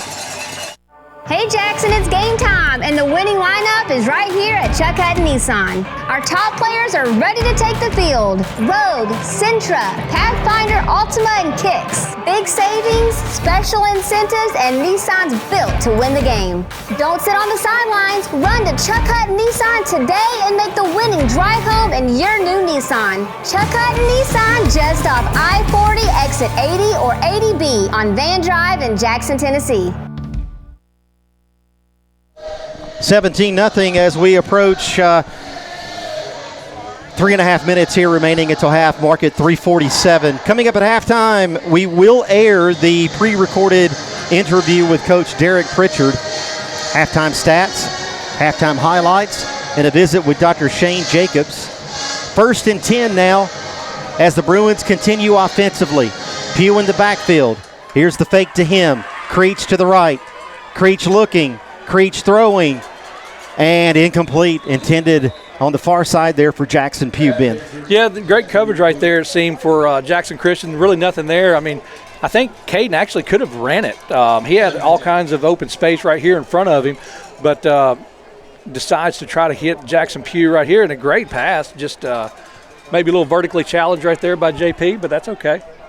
2nd down and 10. Drew Davis back into the backfield for the Bruins offensively. 2 wide to the right. That's Jake Payne and Deuce Davenport. To the left is Hudson Rushing. At the far top of your screen, to his right is Jacob Snyder. Creech in the shotgun. Davis in motion. Creech to Davis. Caught. Davis upfield to the 20. Hey, great job right there by Drew Davis. Just putting his shoulder down, not going out of bounds, not shying away. Looks like he might have got a little Charlie horse right there on his leg, but great play by Drew Davis. And that's going to be 1st and 10 for the Bruins. Turns up, and he's not shying away. He knows where that 1st down marker is and just goes and gets it. 3:22 remaining until half. Deuce Davenport is wide to the left. The sophomore Ben Spencer in the backfield. Hudson Rushing wide to the right. Caden Creech, the quarterback. 15 seconds remaining on the play clock. Here's the give. Spencer looking for room up the middle. Not much there. We'll call it positive yards, a gain of 2. It'll be 2nd down. Clock still running, which is our friend right now to have that clock running. Borderline field goal range right now. So if we can hold where we're at and only improve, not losing the yardage, I think we have a good chance of getting points on the board one way or the other. 2nd down and 9. Creech with 2 wide to the left. Creech to give on the right side. Spencer drugged down at about the 15-yard line, and a gain there, Ben, of maybe 3. It's going to be 3rd and about 6. Yeah, and then also interesting play here. If we don't get the 1st down, pretty good chances that they would probably go for it, or depending on how much time is on the clock, kicking it. Not sure. We'll just see how it plays out right here, but that's something to consider right here. 2 minutes remaining. USJ has 1 timeout remaining in the half. JCS with all 3. Pugh back into the backfield on 3rd and 6. We'll spot it at the 15-yard line. The Bruins in the red zone. Pugh in motion. And a flag. I would imagine it's going to be a false start, yeah, on USJ. And that one, Ben, is going to put us behind the sticks on 3rd down. It'll be 3rd and 11 with 1:49 remaining. That's the first penalty in this ball game against USJ. Each team now with 1 in what has been so far a relatively clean ball game in terms of penalties for both teams. Pugh in the backfield with 2 wide to the left, 2 wide to the right. 1:35 remaining in the half. Creech back to throw. Creech looking, Creech running, Creech upfield. Creech brought down after a gain of about 5, but it's going to be 4th and 6 here, Ben. And I think the Bruins are going to elect to take the points if they can. Yep, and I think that's a good decision. You know, like I said, just keep adding on, keep the momentum going. You know, in certain situations, yeah, the 4th down would be something you'd go for. But like I said, I like this call right here. Get the points on the board. Hopefully, have a defensive stand and go in the locker room with a second half kick waiting on you. Sam Hines will snap. Luke Brown will hold. It'll be Cohen Neighbors for the kick, and it will be from about 33 yards out. We'll call it 32. And USJ is going to get their last time out here, Ben, to talk it over. So we'll take it with them on the network. This is the BallGame Blitz Network by Worthy Road Studios. We're back after this. Turn to the experts. Since 1955, Garrett Plumbing and Heating has been the leader in plumbing, heating, and air conditioning service and installation for West Tennessee. A proud supporter of USJ Bruin Athletics, we are your local Carrier Factory authorized dealer. Call Garrett Plumbing and Heating 668-3339 for all of your plumbing, heating, and air needs.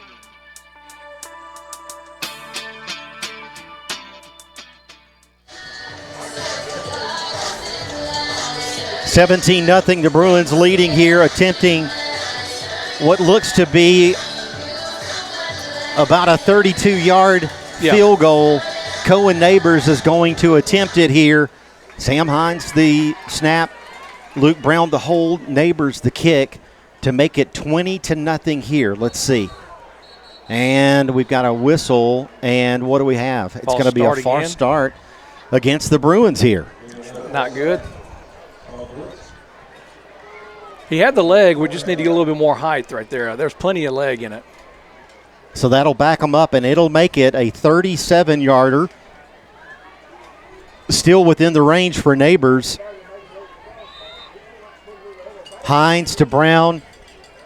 Neighbors will kick it. Again, this to give the Bruins a 20-0 lead here in the first half.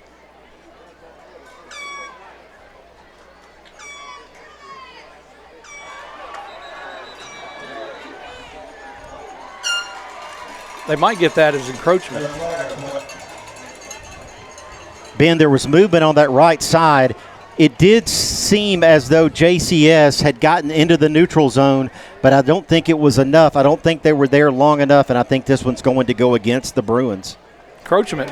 Encroachment. Correction. The Eagles, they were flirting on the near side there, Ben, getting into Bruins territory, and it did cause... Yeah, so, I mean, that's all that has to happen. Once it did cause Vance Johnson on that right side to flinch a bit. The Eagles thought they had the penalty against the Bruins. So we'll move it up 5, and we're back to a 22-yard attempt. 32-yard, correction there, 32-yard attempt, Cohen Neighbors. Snap, hold, kick. Good. 20-0. Hey, great job by Cohen Neighbors right there, just keeping that concentration. Knocking all 3 of them through. So he only gets 3 points, but he kicked all 3 of them through. Cohen Neighbors with the second of 2 field goals in this ball game. Earlier with a 30-yarder, and that one from 32. And 2 field goals for Cohen Neighbors, Ben, yes. 33 seconds left on the clock. So, you know, hopefully you don't give up that big play, and we go into halftime up by 20. And once again, the Bruins will receive the second half kick in business here at Carlock Stadium. We don't, as Ben said, don't want to give up the big play here going into halftime. But Ben, JCS, having already thrown 1 interception, how likely are they to attempt something way downfield?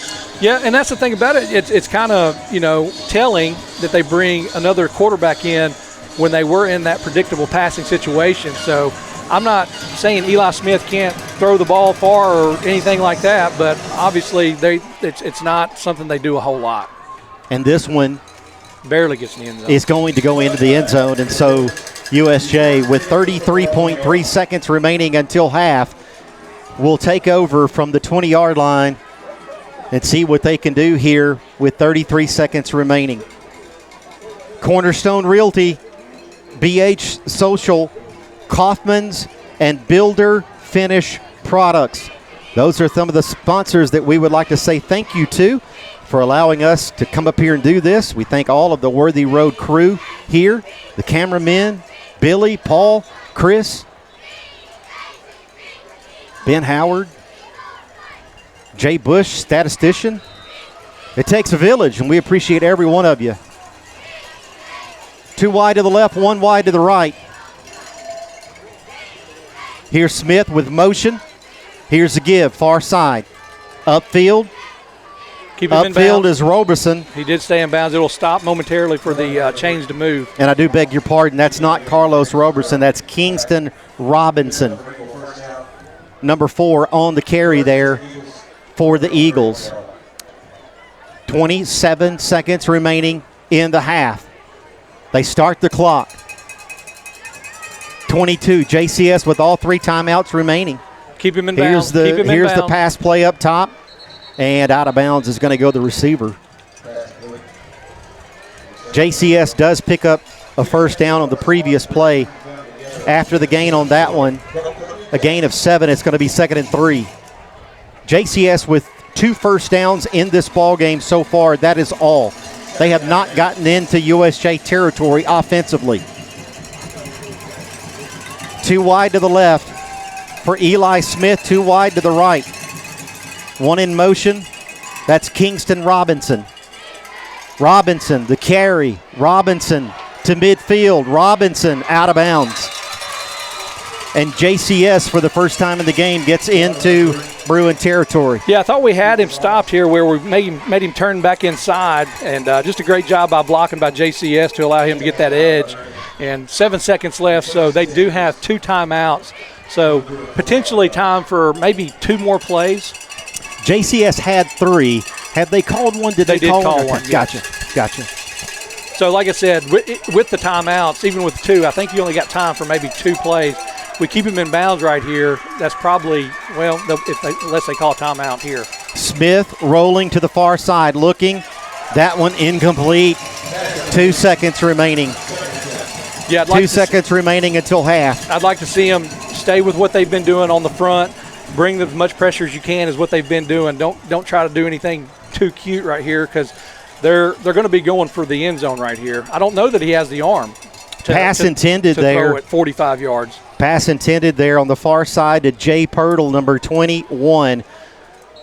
Eli Smith stays in at quarterback here, and JCS at the moment is going to take a timeout and talk about it. Yeah, and the big thing right here is you don't want a penalty, a defensive penalty, because that means that they get an untimed play.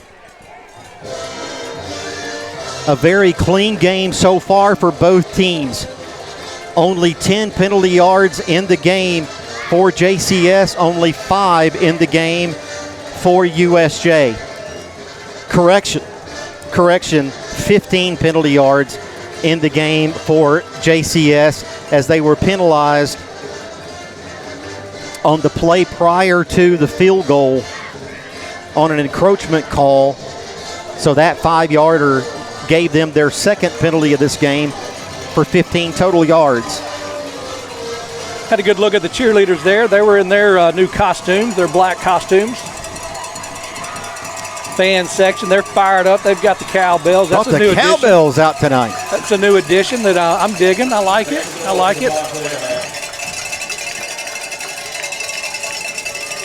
JCS comes out of the timeout with 3 wide to the left. Eli Smith, the quarterback. Here's Pirtle. Here's Smith. Back to throw. Run it. That one incomplete.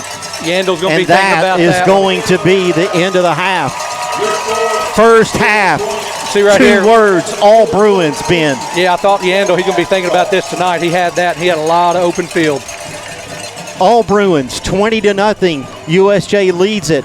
They get the second half kick. When we come back, halftime stats, a visit with Dr. Shane Jacobs, and halftime highlights. 20-0, USJ leading. This is the BallGame Blitz Sports Network by Worthy Road Studios. We realize you have a busy lifestyle, and at the Bank of Jackson, we're here to help you fulfill all of your financial needs, personal and business loans, mortgages, online banking and bill pay, and so much more. Serving the Jackson area for 25 years. The Bank of Jackson, your down-home community bank. You belong here. Member FDIC, Equal Housing Lender. Hey folks, Real McCoy here along with a little buddy Gizmo. Just like to thank all of our customers for letting us take care of their air conditioning and plumbing needs this summer. Gizmo sure is glad the dog days of summer are over. Now it's time to get those heating units ready for that cold weather coming. See, we're a hometown company celebrating 45 years in business in Jackson. So give us a call and check in online so we can get you on schedule. When you think of heating and air conditioning, think of the Real McCoy. We'll take care of you. Let me tell you about the American Dream. In 1974, I had $425 to my name. I bought 21 carpet remnants, rented an old lumber shed, and opened Deaton's Rug Barn on East College. I worked long hours with hope of taking care of my family. I'm so thankful to Jesus who changed my life. He gave me a dream. So in 1985, we opened Deaton's Carpet One on the 45 bypass with a commitment to customer satisfaction. My friends, don't give up on your dream because your dream can come true. Back here at halftime, Carlock Stadium, Kirkland Field, the Bruins leading it 20-0. We are going to take a 30-second break, and then we are going to air the pre-recorded interview that we had before the game with Coach Derek Pritchard. We talked to him about his expectations for this ball game, so we'll take a break. We'll air that interview, and we'll be right back here on the BallGame Blitz Sports Network by Worthy Road Studios. Whether you're a designer, homeowner, builder, commercial, residential, we're here to help make ideas come to reality. Builder finished products, 10 United Drive in Jackson. Come see us. This is how we Friday night. This is how we Friday night. This is how we Friday night. This is how we Friday night.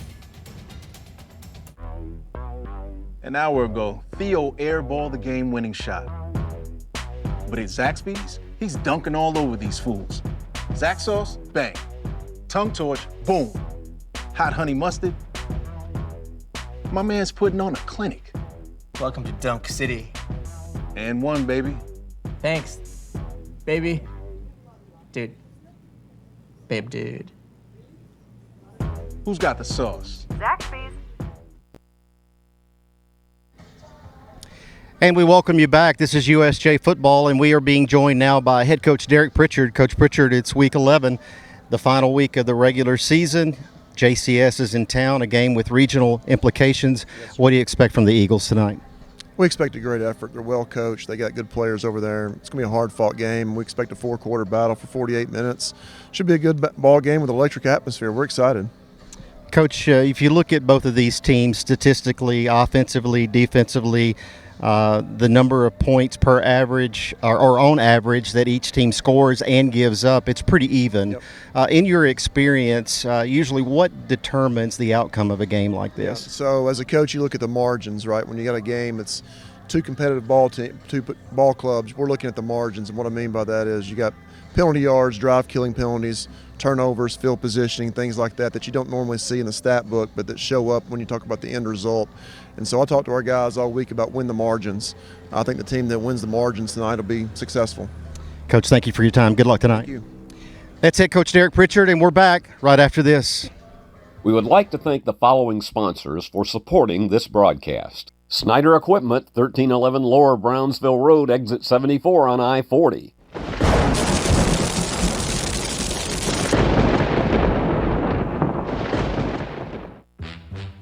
Beauty House Social, Jackson's premier blowout bar and full-service salon and med spa. From lashes and facials to cosmetic injections and lasers, we have it all.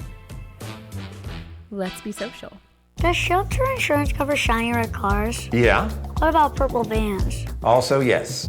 Monster trucks? What's going on, son? From shiny red cars to purple minivans, you can count on Shelter's local agents to help you protect what matters most. Does Shelter Insurance cover shiny red cars? Yeah. What about purple vans? Also, yes. Monster trucks? What's going on, son? From shiny red cars to purple minivans, you can count on Shelter's local agents to help you protect what matters most. Whether you're a designer, homeowner, builder, commercial, residential, we're here to help make ideas come to reality. Builder finished products, 10 United Drive in Jackson. Come see us. Hey folks, Real McCoy here along with a little buddy Gizmo.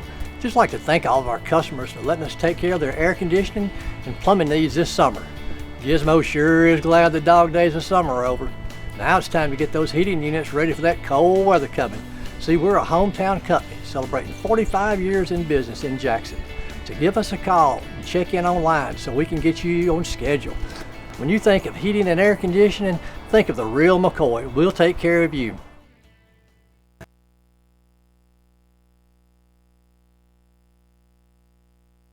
Welcome back here to Carlock Stadium and USJ, where the Bruins leading this ball game by the score of 20-0 here over Archtown rival JCS. And Dr. Shane Jacobs joins me now in the booth as we see the Bruinettes taking the field for their halftime performance. Coming up in just a few moments, we will have halftime stats, and we will also have for you some halftime highlights coming up in just a few moments as we continue here at the half. Once again, the Bruins leading this ball game by the score of 20-0, and the Bruins will receive the second half kick in this ball game. Dr. Shane Jacobs joining me now. And Dr. Jacobs, good to have you with us. Dr. Jacobs is the director of the upper school here at USJ, and as we've talked about all season long, there's always a lot going on here at the University School of Jackson. And we will start, Dr. Jacobs, with sports. Some of the middle school football players that we would like to mention, the All-Stars were mentioned. We'll say a nod to a kid that you know, Dean Jacobs. Congratulations to him. Yeah, also, thank you. Luke Haltom, Everett Teague, and Slade Williams, all being mentioned as middle school football All-Star honorees. Yeah, all those guys had a really good middle school season. I went and watched their practice the other night, and three of the guys coaching on that all-star team, actually I coached in my time at Northside, so I got a picture of three of those all-star coaches and my son Dean. That's crazy to already be that old where guys that I coached are now coaching my son in an all-star game, so that's pretty cool. But great dudes. Tremont Cockrell's head coach of that little middle school team, and of course all those guys got on the team, very deserving, had a good year, and I think they're going to have a lot of fun playing in that game next Saturday. Yeah, once again, congratulations, Dean Jacobs, Luke Haltom, Everett Teague, Slade Williams, all middle school all-star honorees. Sticking with sports here for just a few moments, the boys and girls cross-country qualifying for the TSSAA State Championship, and that's coming up in Memphis at Shelby Farms on November 6th. Yeah, going Thursday. I think this was supposed to start at 9 o'clock, and so both boys and girls, like you said, both boys and girls teams made it, and so looking forward to that. That's coming right off, of course, the state championship or state semifinal appearance by the girls soccer team last week, and fortunate enough to get down and watch those girls play last week. And so a lot of athletes, a lot of things going on in all the athletics there at USJ. Also, we're transitioning into basketball season here at USJ. Middle school already underway, high school coming up, and also the girls soccer team. Hats off to them for making it to the state semifinals this last week as well. Yeah, absolutely. Those girls, so much fun to watch them compete, and they were up 1-0 at the half, and St. George's came out and got a couple quick goals. It was 2-1 for a while, and then they got two more quick goals, and it's 4-1. But girls kept competing. Final score, I believe, was 6-3, and St. George's that beat us ended up winning the state championship the next day. So lost to a really good soccer team, and I think Coach Pledger told me that's the fourth year in a row that USJ has lost to the team that won the state championship. So it's taken the best team to put our girls out of the playoffs when they do get put out. So hats off to Coach Pleasure, Coach Conway, and all of those girls. Dr. Shane Jacobs joining us here in the broadcast booth. Dr. Jacobs is the director of our upper school here at USJ. We transitioned to non-sports. There's a list here, and it's too lengthy to mention everyone by name, but we'll let everyone know that's watching this. You can go to our Facebook page or you can follow us on Instagram. There is mention of the All Northwest Junior High Honor Choir selections. And I must say, there's a 7th grader whose last name is Pugh that was on that list in the bass section. So way to go, Wyatt, and I'll give you a nod. But to all of the honorees that were selected, hats off. And those are all mentioned on the Facebook page there absolutely, at the USJ. Absolutely. Very talented group, very talented. Speaking of Wyatt, my son in the 7th grade, the 7th graders taking a field trip to Birmingham yesterday. A lot of those kids having to hustle back to make it to South Gibson for a middle school basketball game last night. But the 8th grade also spending a day this week in service, helping out RIFA, packing 1,500 snack backpacks and 500 outreach bags to help support families all across West Tennessee. So hats off to our 8th graders for helping out with RIFA as well. Yeah, definitely. USJ is all about service and leadership, and so those kids last week at RIFA had an incredible opportunity for that. Awesome. USJ also very involved in the arts. We've talked about that before here this season. We just had a successful wrap on Frozen, the play at USJ. Dr. Jacobs, you and I were talking about auditions coming up for A Christmas Story, right? Auditions are November 3rd and 4th. The production dates for A Christmas Story as we look ahead to the holiday season are December the 12th through the 14th. Those performances will be at Blankenship Theater. Yeah, and they might need more show times because the Frozen was standing room only. The show that I went to on Sunday afternoon was standing room only, and A Christmas Story, that is the greatest Christmas movie ever. So they might need 4 or 5 showings of that. I know a lot of people are really excited. My daughter was excited about Frozen. I'm excited about A Christmas Story. A Christmas Story, any movie that gets run back-to-back for 24 straight hours on TNT every year is an all-timer. Every year, right? That's right. Once again, auditions for A Christmas Story on November 3rd and 4th, and the performance dates on the campus of USJ Blankenship Theater are December 12th through the 14th. And finally, Dr. Jacobs, we would like to mention the Holiday Mart, possibly the biggest, I guess it is, the biggest fundraiser for our school, for USJ, held every year down at the Carl Perkins Civic Center.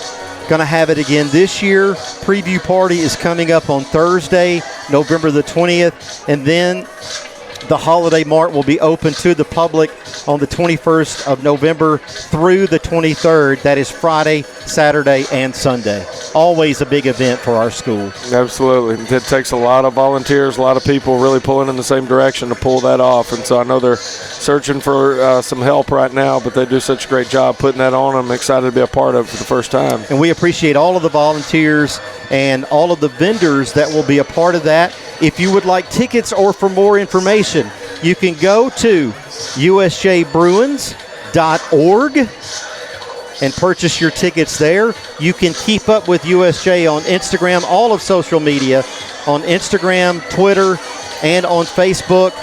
Always a pleasure to visit with you, Dr. Jacobs. Thank you so much for joining us. Absolutely. Best of luck the rest of this game. Bruins playing well, up 20-0. JP's running the ball well, so it's been an exciting first half, and hopefully the guys continue to play well and execute, and we'll see what happens. We will have halftime statistics and halftime highlights as Ben Howard will join me in just a few moments back here. We've got about 6 minutes remaining until halftime, and the Bruins will receive the second half kick. Once again, thanks to Dr. Shane Jacobs for joining us here, and we're back after this. The BallGame Blitz Sports Network by Worthy Road Studios. Have you ever thought about real estate investments or purchasing a home? Are you tired of dealing with the headaches of managing your real estate portfolio? Cornerstone Realty has you covered. We can advise you on anything real estate related. Your property, our priority. Cornerstone Realty and Property Management. Hey Jackson, it's game time, and the winning lineup is right here at Chuck Hutton Nissan. Our top players are ready to take the field. Rogue, Sentra, Pathfinder, Altima, and Kicks. Big savings, special incentives, and Nissan's built to win the game. Don't sit on the sidelines. Run to Chuck Hutton Nissan today and make the winning drive home in your new Nissan. Chuck Hutton Nissan, just off I-40, exit 80 or 80B on Van Drive in Jackson, Tennessee.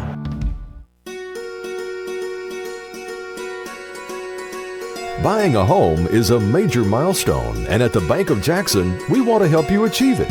Our mortgage specialists can assist you with conventional, VA, FHA, or construction loans, as well as USDA and THDA development loans. Serving the Jackson area for 25 years. The Bank of Jackson, your down-home community bank. You belong here. Member FDIC, Equal Housing Lender. Back here at Carlock Stadium, Kirkland Field, the Bruins leading as we take a look at some halftime stats. Once again, thanks to Jay Bush, our statistician here, for helping out with these. And first downs, the Bruins, 10, JCS 3. Passing yards for Caden Creech, the junior quarterback, 145, only 27 for JCS in this game. The Bruins with 77 yards on the ground. The Eagles, JCS, only 57. A pretty clean ball game so far in penalties. The Bruins only 1 for 5 yards. The Eagles only 2 for a total of 15 yards. The Eagles in this game punting 3 times, and the Eagles with 1 turnover, an interception for Drew Davis, the junior, picking off Reed Basham there in the second quarter of play. The Bruins leading it by the score of 20-0, and they do receive the second half kick. We're going to take a break, and when we come back, Ben Howard will rejoin me here in the booth, and we'll take a look at some exciting highlights from the first half. This is the BallGame Blitz Sports Network by Worthy Road Studios.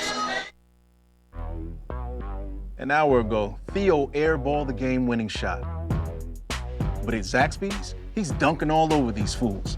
Zax sauce, bang. Tongue torch, boom. Hot honey mustard. My man's putting on a clinic. Welcome to Dunk City. And one, baby. Thanks, baby. Dude. Babe, dude. Who's got the sauce? Zaxby's. Hi, I'm Cody Fitz with Fitscapes. Our business's focus is on building your dream yard at your dream home.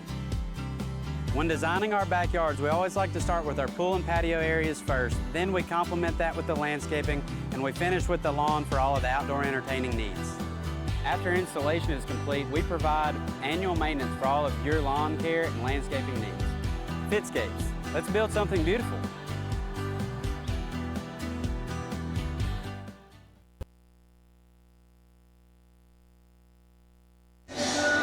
Back here at halftime, Carlock Stadium, Kirkland Field, the Bruins leading it by the score of 20-0. Thomas Pugh, Ben Howard, happy to have you for this broadcast and hope you'll stay with us for an exciting second half. Ben, as we look back now, highlights from the first half, and we start here on the ground with JP, the senior running back. Yeah, like I said, he'd been, stopped a couple of times there early in the first half, and great job, like I said, blocking with Jack Kreider, and JP decided he wasn't going to get denied right here, and got 6 points for the Bruins. An 11-yard touchdown run to start the game. That made it 10-0 in this ball game, and here defensively, Drew Davis, the junior cornerback, with the pick. Yeah, you just kind of read the quarterback's eyes, with him rolling out, he's only got a limited spot to throw that ball. So you just kind of hover around that area, and he was able to make a play. Great job, Drew Davis. And the Bruins continuing here in the first half with Caden Creech. Play action, and Creech finding Jacob Snyder with a perfect pass right up that far seam. Yeah, great job right there. Jacob Snyder just kind of putting his foot in the ground right there and stopping, expecting the ball and getting it and getting in the end zone. And hats off to Caden Creech throwing the ball. If I I was talking with Jody Pickens, and we only counted one incomplete pass.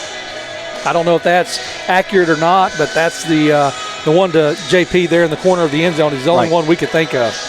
Creech with 175 passing yards so far in this game. He to Snyder for a 19-yard touchdown pass. That's 7 of the 20 points. Pugh with an 11-yard touchdown run in the first half.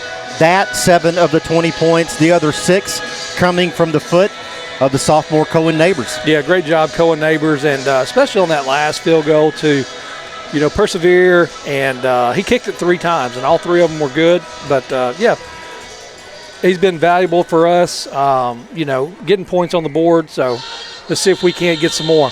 Neighbors with a 30-yard field goal in this game and a 32-yard field goal in this game for 6 of the 20 points, and it has been all Bruins here at Carlock Stadium. Hopefully we have another half just like the first one.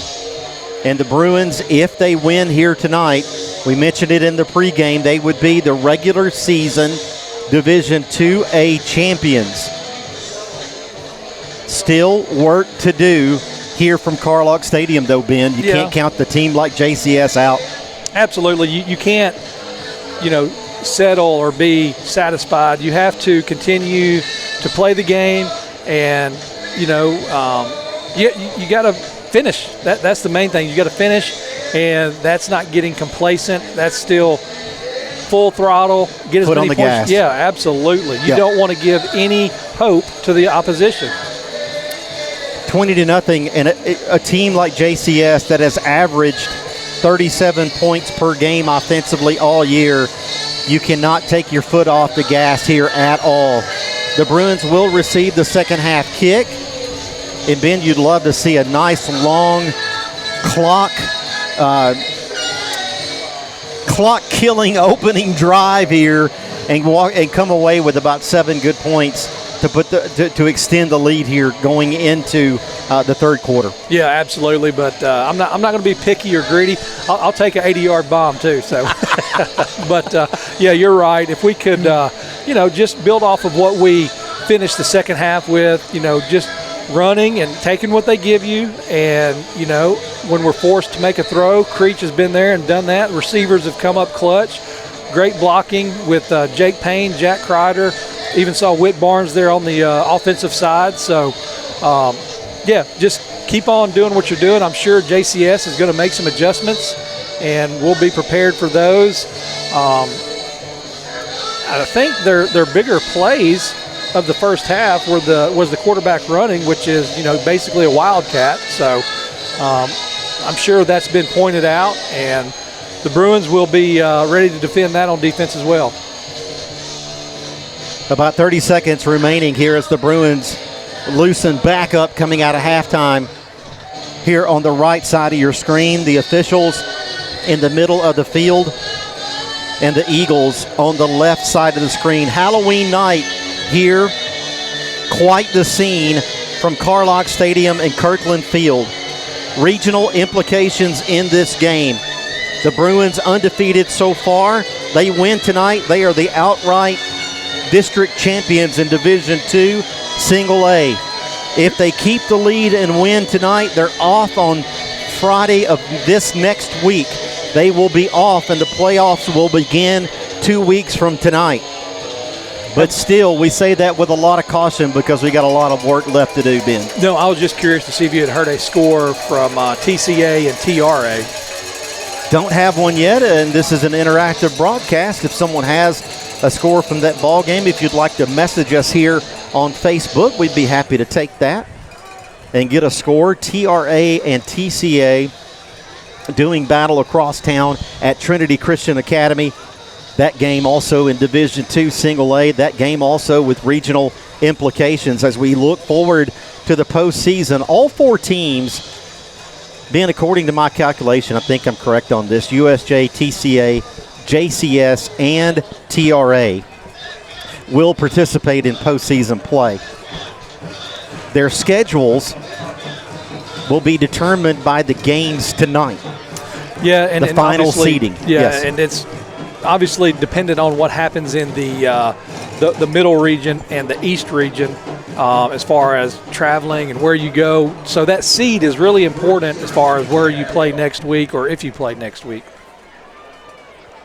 The Bruins will receive the second half kick.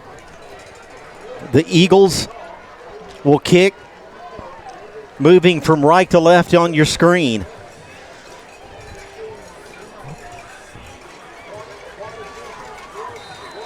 We anticipate something short here, maybe, Ben, as Hudson Little is going to kick it.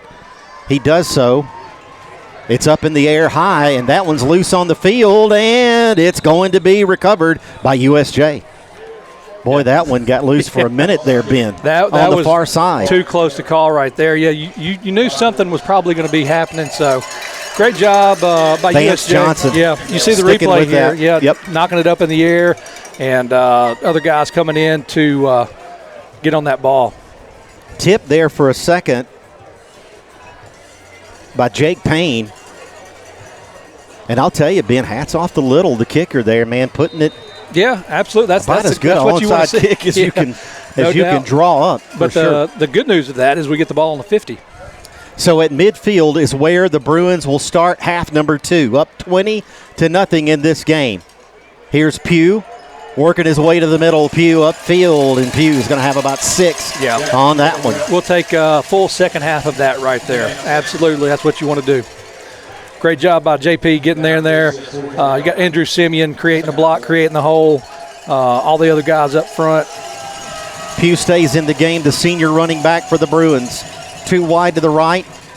Second down, we'll call it 4 from the 44-yard line. Creech revisiting Plunk over on the near side, getting a sign. Now we've got a whistle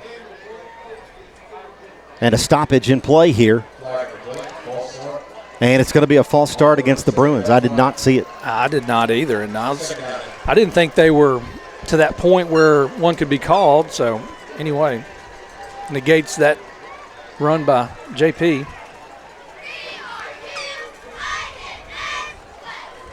The Bruins offensively into Eagle territory by about the length of a football. From the 49.5. Pugh in the backfield. Here's Creech. Creech handoff. Far side Pugh looking for room. Nothing there. Swallowed up in the middle there for number 79, Jeremiah Jenkins. Ben, we've talked about him a lot tonight. Yeah, he's been creating a lot of havoc for us and getting upfield pretty quick. So, it's just one of those things that, like I said, make the adjustment and we'll keep on. Like I said, keep taking your shots. I don't think we're going to shy away from the run, even with that happening. Ben Spencer into the backfield, 2 wide to the left, 2 wide to the right. Here's Creech on a passing down situation. He does so. Spencer near side, out of bounds, no gain. It'll be 4th down. And the Bruins punt team will take it. We'll take the field here, Ben. Yeah, I saw a lot of open field when Spencer caught that ball. Just wasn't able to make that first guy miss. If he makes him miss, he's going to pick up that first down, but just couldn't get by him and, forced to punt and hopefully flip the field and let our defense work. Good pursuit there on the near side. Lucas Witherspoon, the linebacker for JCS, making the tackle at midfield. It's 4th and 10.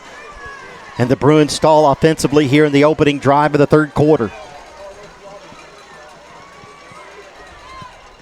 Drew Inglis punts it. Fair catch at the 15 is called for and accepted, and that's where JCS will start offensively here in the third. 10:30 remaining in the third. We're just underway here in the second half. The Bruins, despite having nice field position, they are offensively held for the first 4 and out in this ball game. Yeah, and that nice penalty. Job, JCS. Yeah, the penalty just kind of took our momentum away in that drive where we had, a 6-yard gain there and then just couldn't get past it. 1 wide to the left in motion, working his way toward the bottom of the screen. Here's Pirtle with the run. Right side, Pirtle. Pirtle looking for room out there. Has it. And a nice gain on first down of about 7 on that one, Ben. Yeah, it's he just got that edge. I thought we were going to be able to make him turn up field, but Eli Yandel gets caught up right there with the block, and Whit Barnes not able to get him. So, hey, it's one of those things. They're going to get some plays. 2nd down and 3. 2 wide to the left for Eli Smith, the quarterback. 2 wide to the right. Smith in the shotgun. Here's motion from the top. Here's a fake. Here's Smith. Tackled. Ball on the field. Here's a pile. Who has it?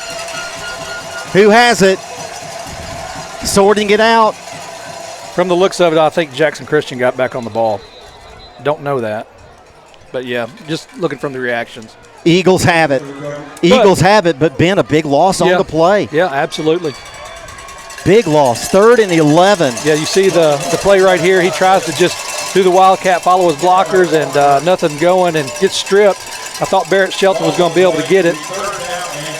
Nice play, Barrett Shelton, pardon me. Barrett Shelton, the defensive end, the senior.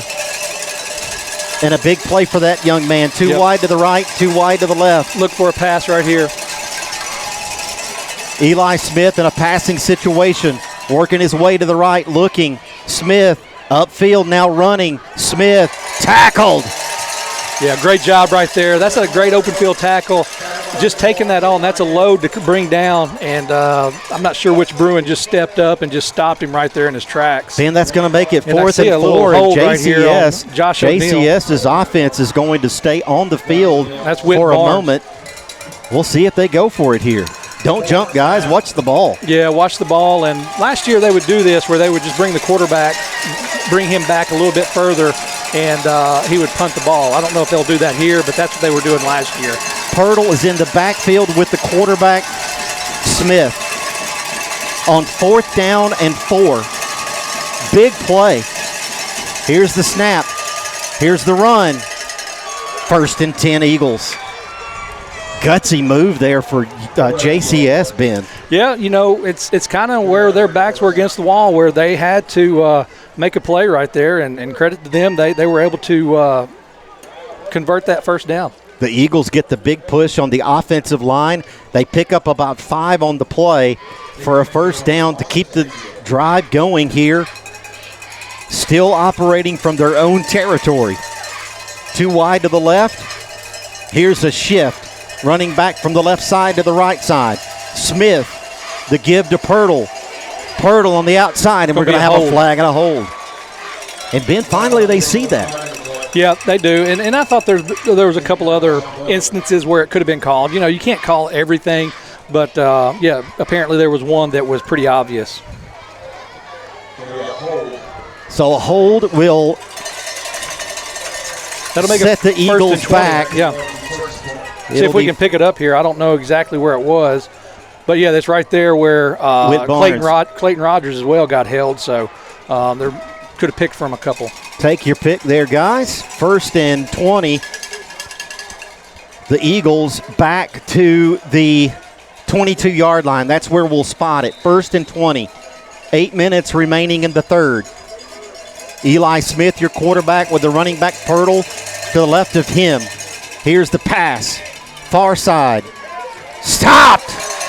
Yeah, that's and I'm not, like I said, I'm not trying to pick on anybody, but when Eli Smith throws that ball, it takes him so long, so you know where it's going and you know what play is going to happen. So it's just a long wind up, and the ball doesn't get there very quick, and it allows our guys to recognize what's going on and get more people to converge on that ball.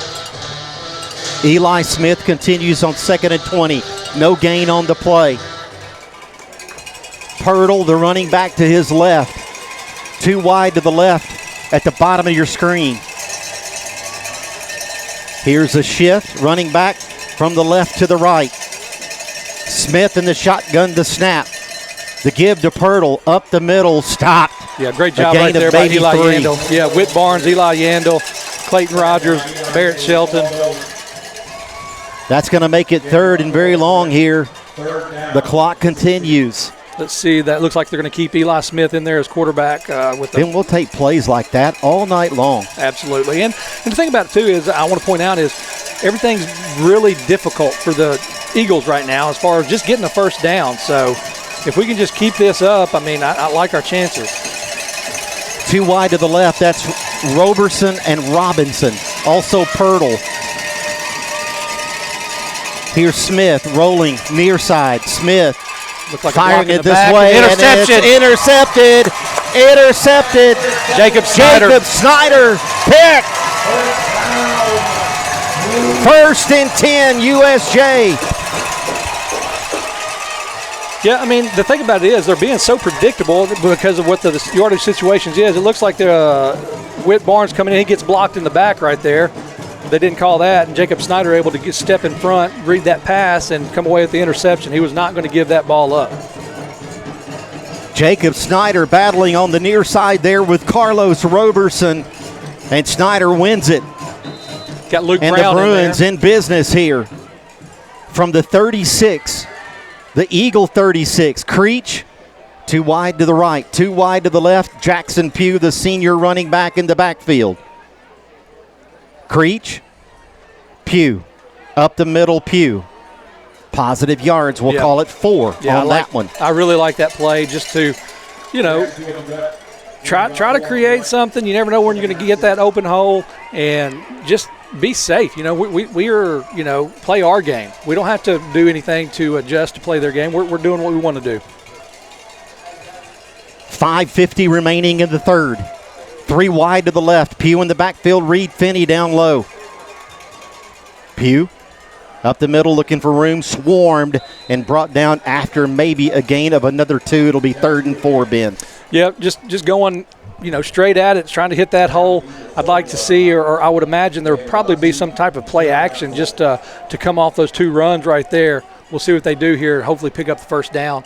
And we're not far from field goal range in Cohen Neighbors territory. The clock continues, approaching 5 minutes remaining in the third. Into the backfield is Drew Davis, the junior. 2 wide receivers to the left. Payne in tight on the right side. Davis being adjusted by Creech. Here's Davis up the middle. Drew Davis. And it's going to be close. I think we got it where the official is on this near side. That's going to be a first down.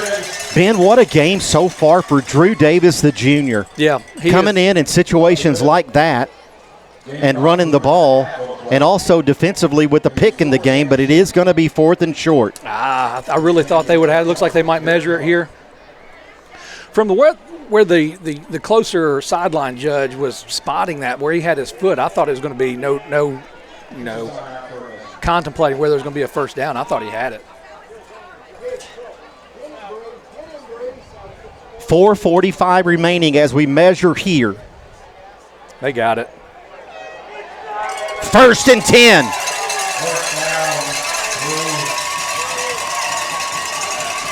The drive continues. And we got that first down from 3 runs up the middle. So that is just opposing your will. That is kind of demoralizing for the opponent when you can just run up the middle and just, that's a safe play. Pugh in the backfield with 2 wide to the right, 1 to the left. Here's Creech. Creech, the give. Creech, Pugh, middle, another 5. 2nd and 5. Yeah, it's not a sexy play call, but hey, I like it. And straight downhill, Ben. Absolutely. And the USJ Bruins, they're starting to get where they're getting the advantage on the line there. So great job by them to come out with a little fire and run this ball down there, right straight into them. We'll spot it at the 21, 2nd down and 5, 3 wide to the left. Creech under center this time. Here comes one in motion. Creech, Pugh, left side. Pugh looking for room, driving, working, and a pickup of maybe 4 there. It'll be 3rd and short, Ben. Yeah, I think we see the game plan. What we're doing here is we're going to make this game as short as we can. See Pugh come here, a little wrinkle with the Creech under center and the motion, so that just gives a little bit more doubt as far as what's going on, and Pugh's able to make it 3rd and 1. Pugh will stay in the game with a tight package on the left side, Payne in on that side in close. Rushing is the receiver wide to the right. Creech, Pugh, 1st and 10.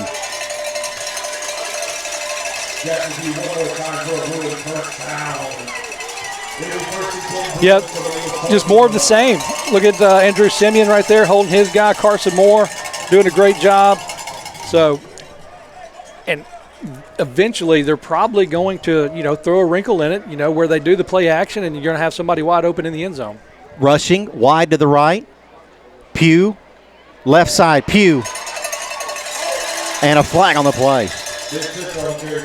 Yep, with that being in the area of holding, I'm thinking that's probably what it's going to be. The clock continues. Under 3 minutes remaining here in the third. 20-0, the Bruins lead it. It will be a hold against USJ. Yep, so that's their third penalty in this game. That's going to make it 1st and 20. Yeah, and I expect more of the same right here. They might throw it to try to maybe pick up this yardage back, but I don't know, with Ben Spencer in there, I'm not sure exactly what's going to happen here. Ben Spencer with one in motion from the bottom to the top. Spencer, a fake to him. He can run it. He can run it. Creech looking, Creech throwing. Great pass! Great touchdown, Bruins! Creech guys, to Jacob Snyder. You don't know how hard that throw is right there. Rolling to his left and throwing back to the right and putting it right on the money of Jacob Snyder. And great job, great route by Jacob Snyder. He just keeps extending the play and gets away from his receiver, gets some room, converts it. Bruins are up 26-0. Cohen Neighbors in to make this a 27-0 ball game. Sam Hines will snap. Luke Brown will hold. Neighbors will kick. Here it is. And it's good. All Bruins, 27-0. 2:40 remaining in the third. We're back after this. The BallGame Blitz Sports Network by Worthy Road Studios. Whether you're a designer, homeowner, builder, commercial, residential, we're here to help make ideas come to reality. Builder finished products, 10 United Drive in Jackson.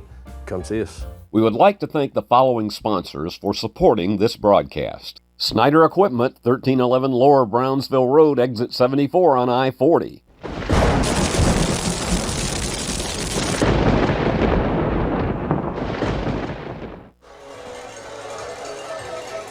.240 remaining in the third. The Bruins lead it here 27-0 against JCS. Drew Inglis will kick off here after Creech finds Snyder for a 23-yard touchdown pass to give the Bruins a 27-0 lead. And Ben, equally as important, has coming away with points there. Multiple running plays, back to back to back to back to eat away at that clock. 2 minutes and 40 seconds remaining in the third. Yeah, no doubt. I mean, we were pretty predictable as what we were going to do, and we didn't care because we knew we were going to get positive yards. And like you said, ate away at the clock right there. 2:40 left in this quarter. Get our defense out there, let them perform, and let's get the ball back. 2:40 remaining in the third, still work to do. Once again, JCS averaging 37 points a game this season so far. Scoreless so far, but you know they can score quick. Robinson and Roberson, your wide receivers to the left, one wide to the right. Eli Smith, your quarterback. Pirtle in the backfield. Here's the give to him. Pirtle being pursued on the far side. Pirtle upfield and a gain maybe on that far side over there, Ben, as he continues to work up about 7 yards. Yeah, nice run right there. He's a load to bring down, but all importantly, it keeps that clock running and stays in bounds. It'll be 2nd and 3 here from about the 27-yard line. Two wide to the left, Robinson and Roberson. One wide to the right, tight end, tight on the right side. Here's Smith. Does not pick it up, so this is a big third down right here. It'll be 3rd and short. Eli Smith, the quarterback, calling his own number there. Looks like we have a Bruin down. They're going to send in Carson Moore. We'll see who that is on the defensive line that's slow to get up. Miss Torrey comes out Looks to like check a cramp, on him. just a cramp, so that's good news. Officials' time here for the injury.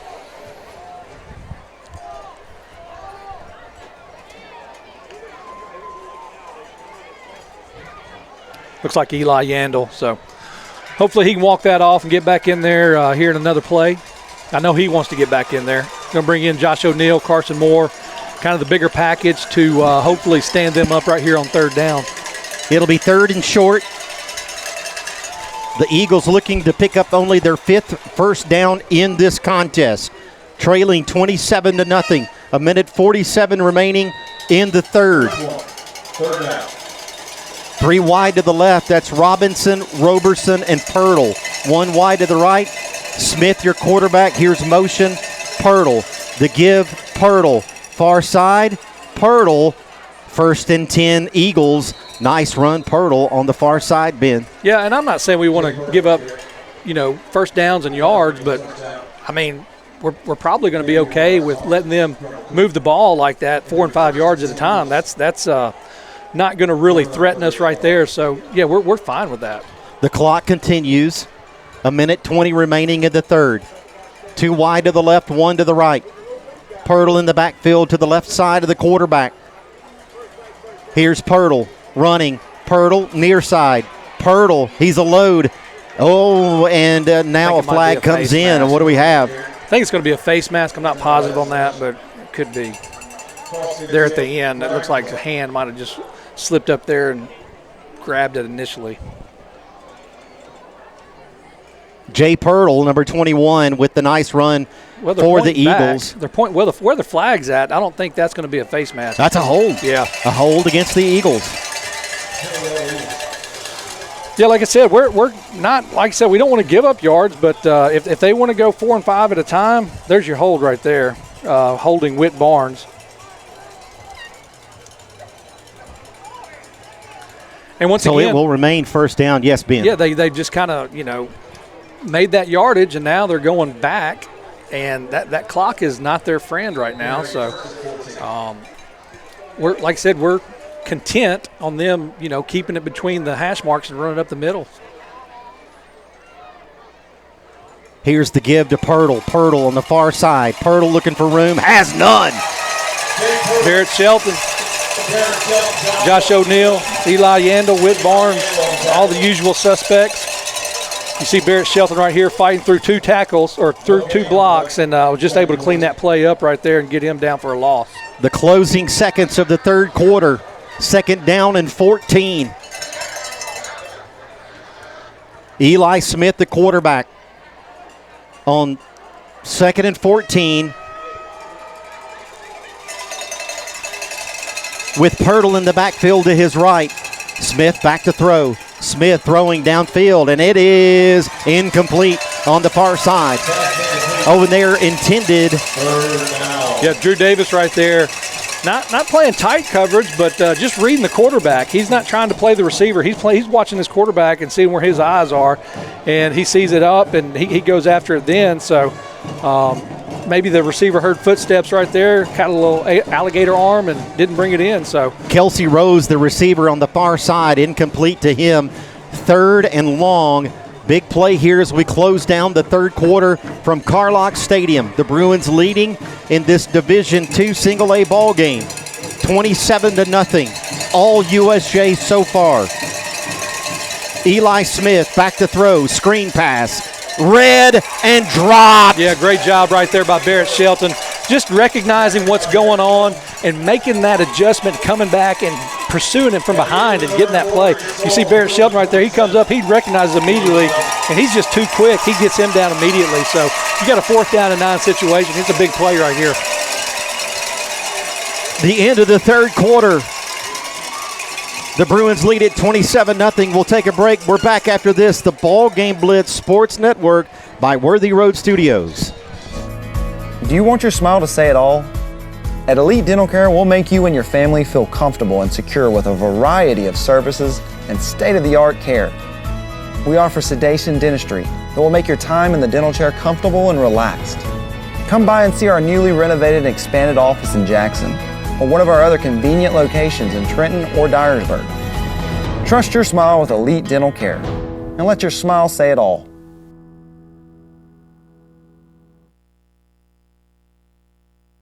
$27-0, the Bruins leading this ball game as we start the fourth quarter of play.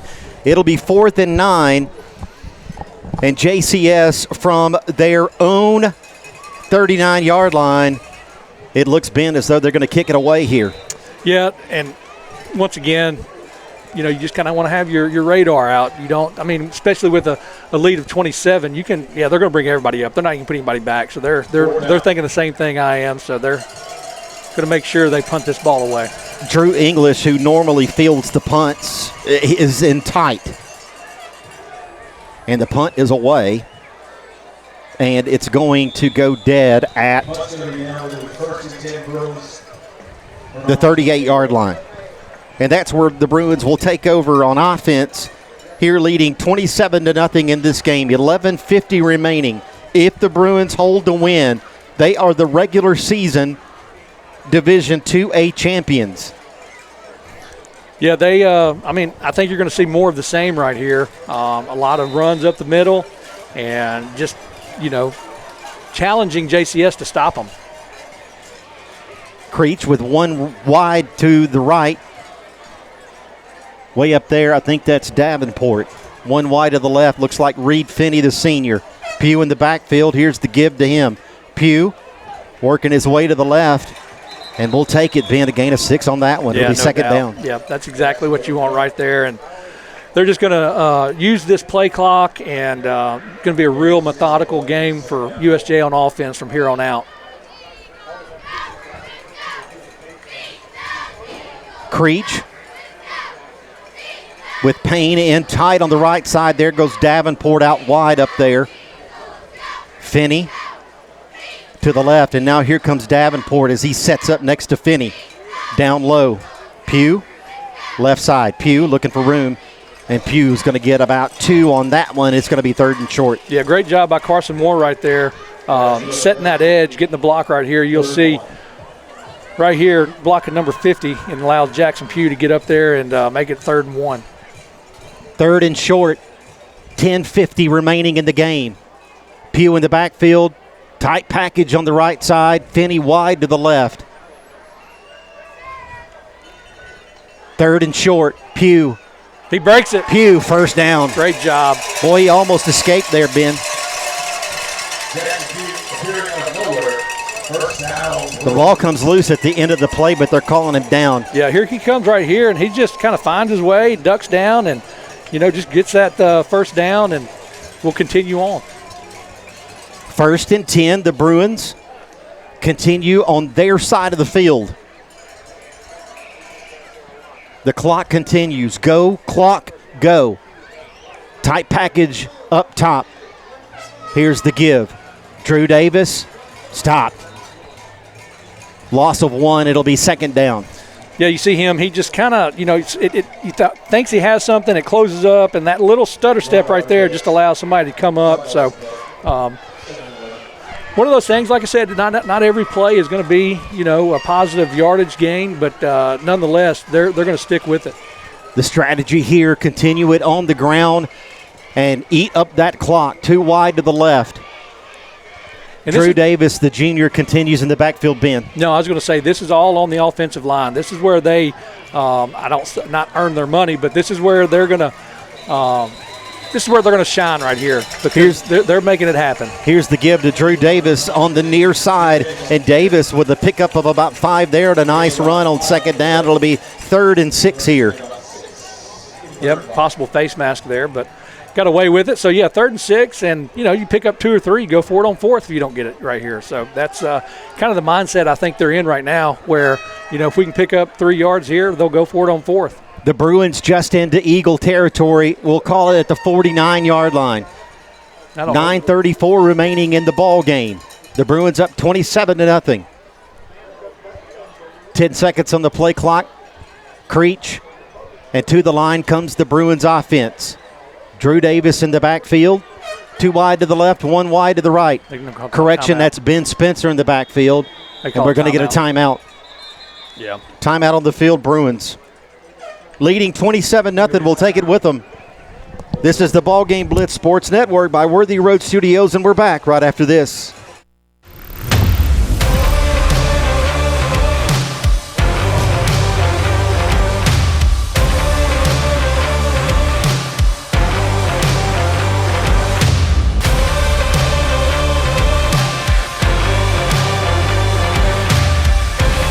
Dynamics Physical Therapy, your elite provider in sports medicine and performance. Now serving communities throughout West Tennessee. Thomas Pugh, Ben Howard, happy to have you with us. The Bruins leading this ball game 27-0 with 9:34 remaining.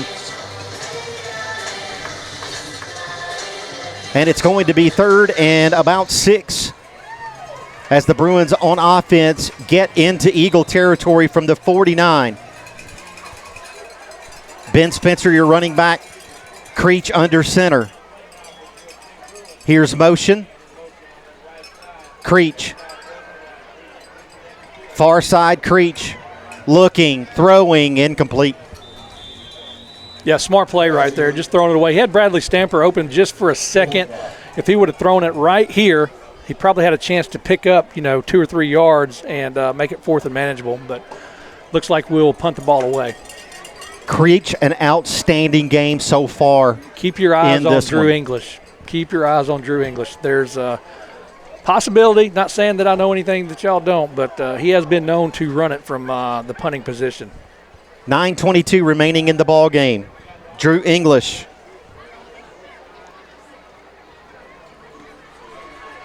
He does kick it. It is away. And it'll be down at 18, the 18-yard line. And that's where JCS will take over on offense. Yeah, and it's, the Bruins just more of the same. They just got to contain. It's just more of the same, doing what they've been doing this whole game, just keeping their explosive players in check. 1st and 10 from the 18. 9:08 remaining in the game. The Bruins up 27-0. No big plays here, Ben. Here's a shift. Here's a give. Far side, that's Roberson.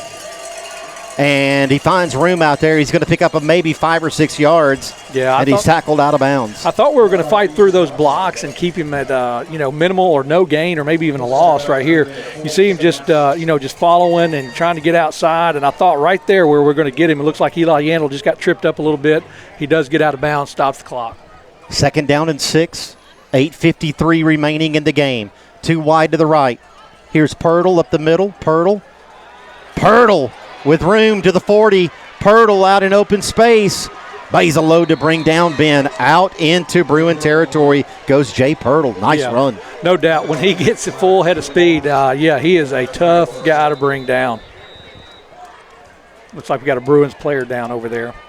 On the far side, we'll check that. Yeah, good job. I like what Jacob Snyder did right there. He went for the ball and, slowed him down. He went for it and then wrapped him up. But, you like for him to, take a swipe at that ball. Looks like another cramp. I don't know who it is, but when you see the foot come up and put the toes back, that's a pretty good indication it's just a cramp. I know it's painful, but I say just a cramp. I think that's Jacob Snyder, the junior, who's credited with the tackle on the far side over there. Miss Torrey checks on him. That is Jacob. He's up, and that's good news. What a game he has had so far. Jacob Snyder with 2 touchdown catches in this ball game from Caden Creech, 1 from 19 yards out and 1 from 23 yards out. Creech, Snyder, Drew Davis, JP. Lots of Bruins having a great game here tonight, and including, Ben, this defensive interior. Absolutely. 1 wide to the right. Here comes motion from the top of the screen. Here's Smith. Smith, far side, and a gain of about 6 yards over there. It'll make it 2nd and 4. Yeah, and the thing about it is that's the most important thing. Like I said, we're not worried about the 4 or 5 yards. We're worried about keeping him in bounds, keep him short of the first down, keep the clock running. 8 minutes remaining in the game. 2 wide to the right, 1 wide to the left. Jay Pirtle in the backfield. Here's a give to Pirtle. Stopped! Yep. I think he's still gassed from that run he had earlier, so they stacked him up at the line of scrimmage, and once again, clock still rolling, no first down, 3rd and about 5. 3rd and 5 for JCS. Clock continues. 7:40. The Bruins defense giving up less than 10 points per game this season on average. Here's Smith to the near side. Smith. And he's a load himself, Ben. Yeah. 1st and 10. Absolutely. JCS. Trying to grab that ball right there. You know, the what we've talked about before, the Wildcat, where he's got the extra blocker. They do pull 2 guys out, and he's just following them. He's pushing them in the way, trying to lead them through. And great play design. And like I said, let that clock keep going. The Eagles speed things up here with 2 wide to the left. Here's Smith. A design run. Smith up the middle. And he's going to be stopped short of the first down. It'll be 3rd and 1. And the Eagles approach the red zone here. Less than 7 minutes remaining in the ball game. 2 wide to the right, 2 wide to the left. Smith, the quarterback in the shotgun. Smith throws it. That one nearly picked. Yeah. On the far side over there, Ben. Yeah, miscommunication between the quarterback and the receiver, where you had the guy, our defensive guy, he was set up to get it. He was just reading the quarterback right there. He comes up and just couldn't get it. That's Hudson rushing. 6:39 remaining. The clock stops on the incompletion, correct. 2 wide to the right, 2 wide to the left. Empty backfield otherwise. Other than the shotgun, the quarterback, Eli Smith. Here's a shift. In the formation, Smith on the far they side. moved a little quick. It's going to be and a false we're going to have a start. flag. Number 58, I believe, is going to be called for a false start. Number 50, one of them. He just tried to get out of his crouch right there and too quick to pull. He knew he had to get out there and set the edge and was just a little antsy. Got out there a little too quick, which is a huge play, huge break for the Bruins right here. You stop him right here and leave him 4th and long. Possibly getting the ball on turnover on downs. 3rd down and 8. Both teams with 4 penalties apiece. Going to be a pass play here. Tight package on the right side. Now motion everyone over to the left side. Tight over there. Eli Smith in the shotgun. Here's motion. Roberson. Smith. Pass. Oh, I thought complete. Oh, he dropped it. He dropped Fumble it. on the play and a loose ball. Turnover Bruins. Turnover Bruins. Pass was complete on the far side to Kelsey Rose, and Benny coughed it up. Yeah, had a lot of moving parts out here, and he's able to complete the pass. I thought it was going to be intercepted right there by Whit Barnes. He drops it, and we come up with it, and I think you're going to see a lot more of what we've been seeing before with JP and Ben Spencer and Drew Davis just pounding the rock. 6:07 remaining in this ball game. The Bruins up 27-0. Carlock Stadium very much alive here tonight. Yep, that brought them back. That brought the energy back. So, like we talked about before the game started, what did we say? Penalties, turnovers. So that's been an integral part of this game. I think with JCS having 3 turnovers. The Bruins will start deep in their own territory, pitching a shutout so far, 27-0. Approaching 6 minutes remaining in this ball game. Creech, Pugh. Get that edge. Get that edge. Working his way to the side. Pugh back up the middle, and he's hit hard, but not after he picks up about 6 yards on the play.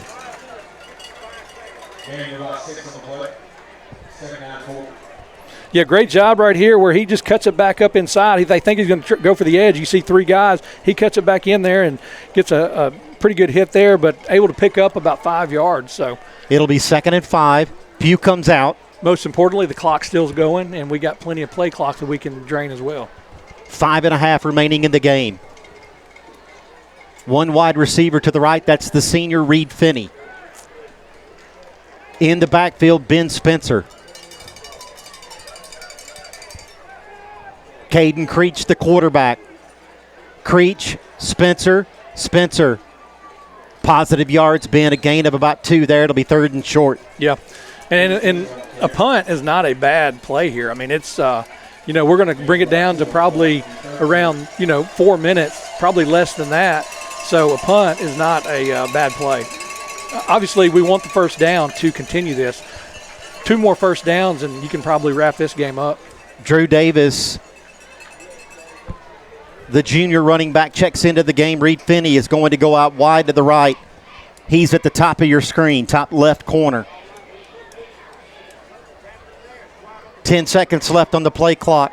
The Bruins taking their time. 4.5 minutes remaining in the game. Payne tight on the right side. Here's the snap. Here's the give. Upfield. Davis has it. He got it. First down, Bruins. That is a great play by Drew Davis. He has come in so clutch on these third down plays where he's going to hit that line. He's not going to stutter step. He's going to hit that line full speed. No hesitation. He knows what he's got to get. Gets there, and we keep going. 4 minutes remaining in the game. Bruins leading 27-0. Yeah, barring any timeouts, if they get one more first down, this is that's going to end the game. Reed Finney is wide to the right. Creech taking his time. 10 seconds remaining on the play clock. Breaks the huddle with Payne tight on the right side. Pugh in the backfield. Here's the give. Pugh looking for room up the middle, and another 5 yards. Ben will take it. Second and 5. Yeah, like I said, it's nothing a big secret of what we're going to do, but when they can't stop it, it's silly to do anything else. Second and 5. This play will begin, leaving it less than 3 minutes remaining in the game. Like I said, they'll if they can get this next first down, they can stop it 3 times, but that'll pretty much put a bow on this game. Pugh in the backfield, Payne tight on the right side and one wide up top. Here's a shift with Payne. Here's Pugh, far side. Pugh looking for room over there. Pugh upfield. And Very Pugh close. on that far side is going to stay inbound smartly, Ben, on that far side. Absolutely. And he's going to pick up about 4 yards there. It's going to be 3rd and short. Yeah. But again, staying in bounds key there, Ben. Yeah, and you see the line just, don't want to not give them the credit that they deserve. They've played an outstanding game where, the game started, they were kind of getting pushed around a little bit, and they decided that they were going to stand up and bow their back, and they've proved that they can push them around now.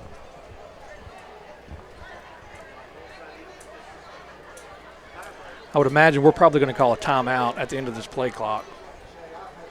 Approaching 2 minutes remaining in the game. And indeed, USJ will get a timeout. We'll take it with them. This is the BallGame Blitz Sports Network by Worthy Road Studios. We're back after this. We would like to thank the following sponsors for supporting this broadcast. Snyder Equipment, 1311 Lower Brownsville Road, Exit 74 on I-40.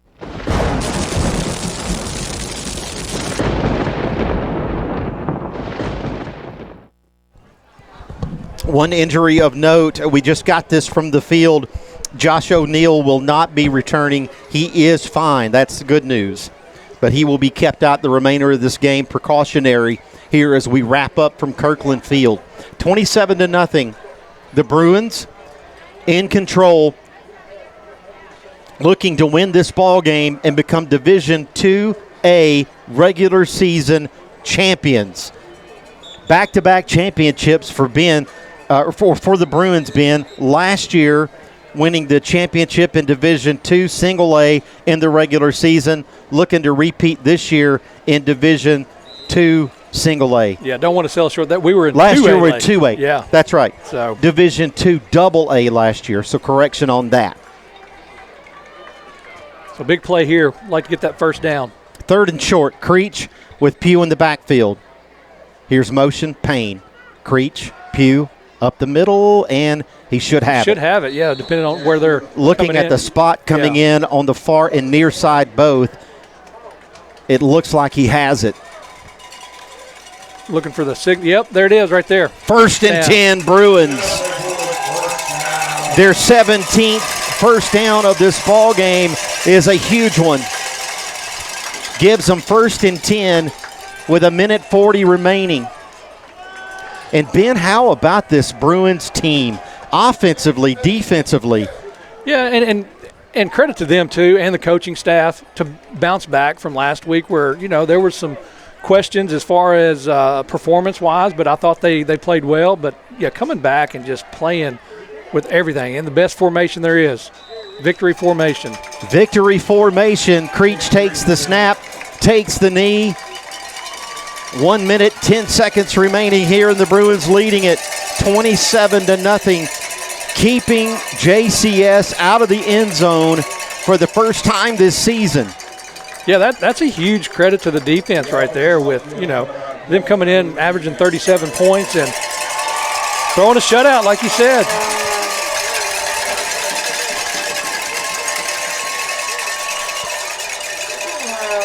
.40 seconds remaining. The clock continuing.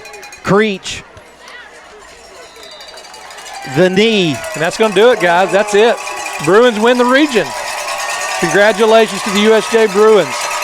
And the USJ Bruins are the Division II Single-A West regular season champions.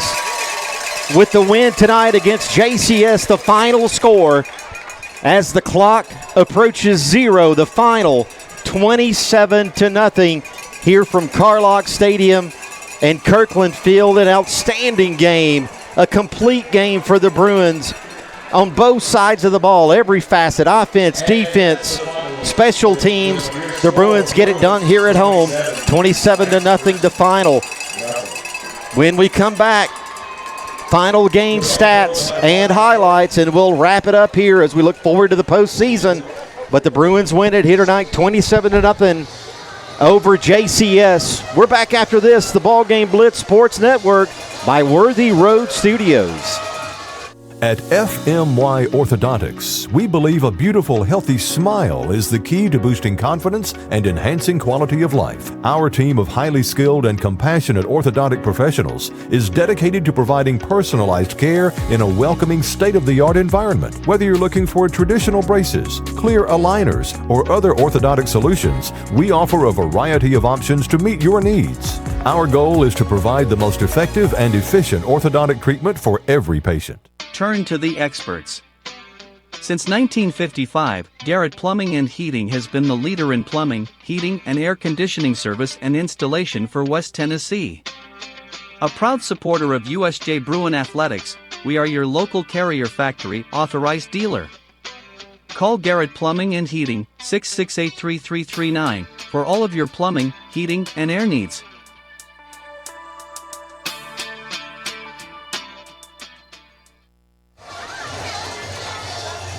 The celebration on the field, the Bruins win this ball game 27-0 here at home against arch rival JCS. They win the game and they win the Division II Single-A Championship.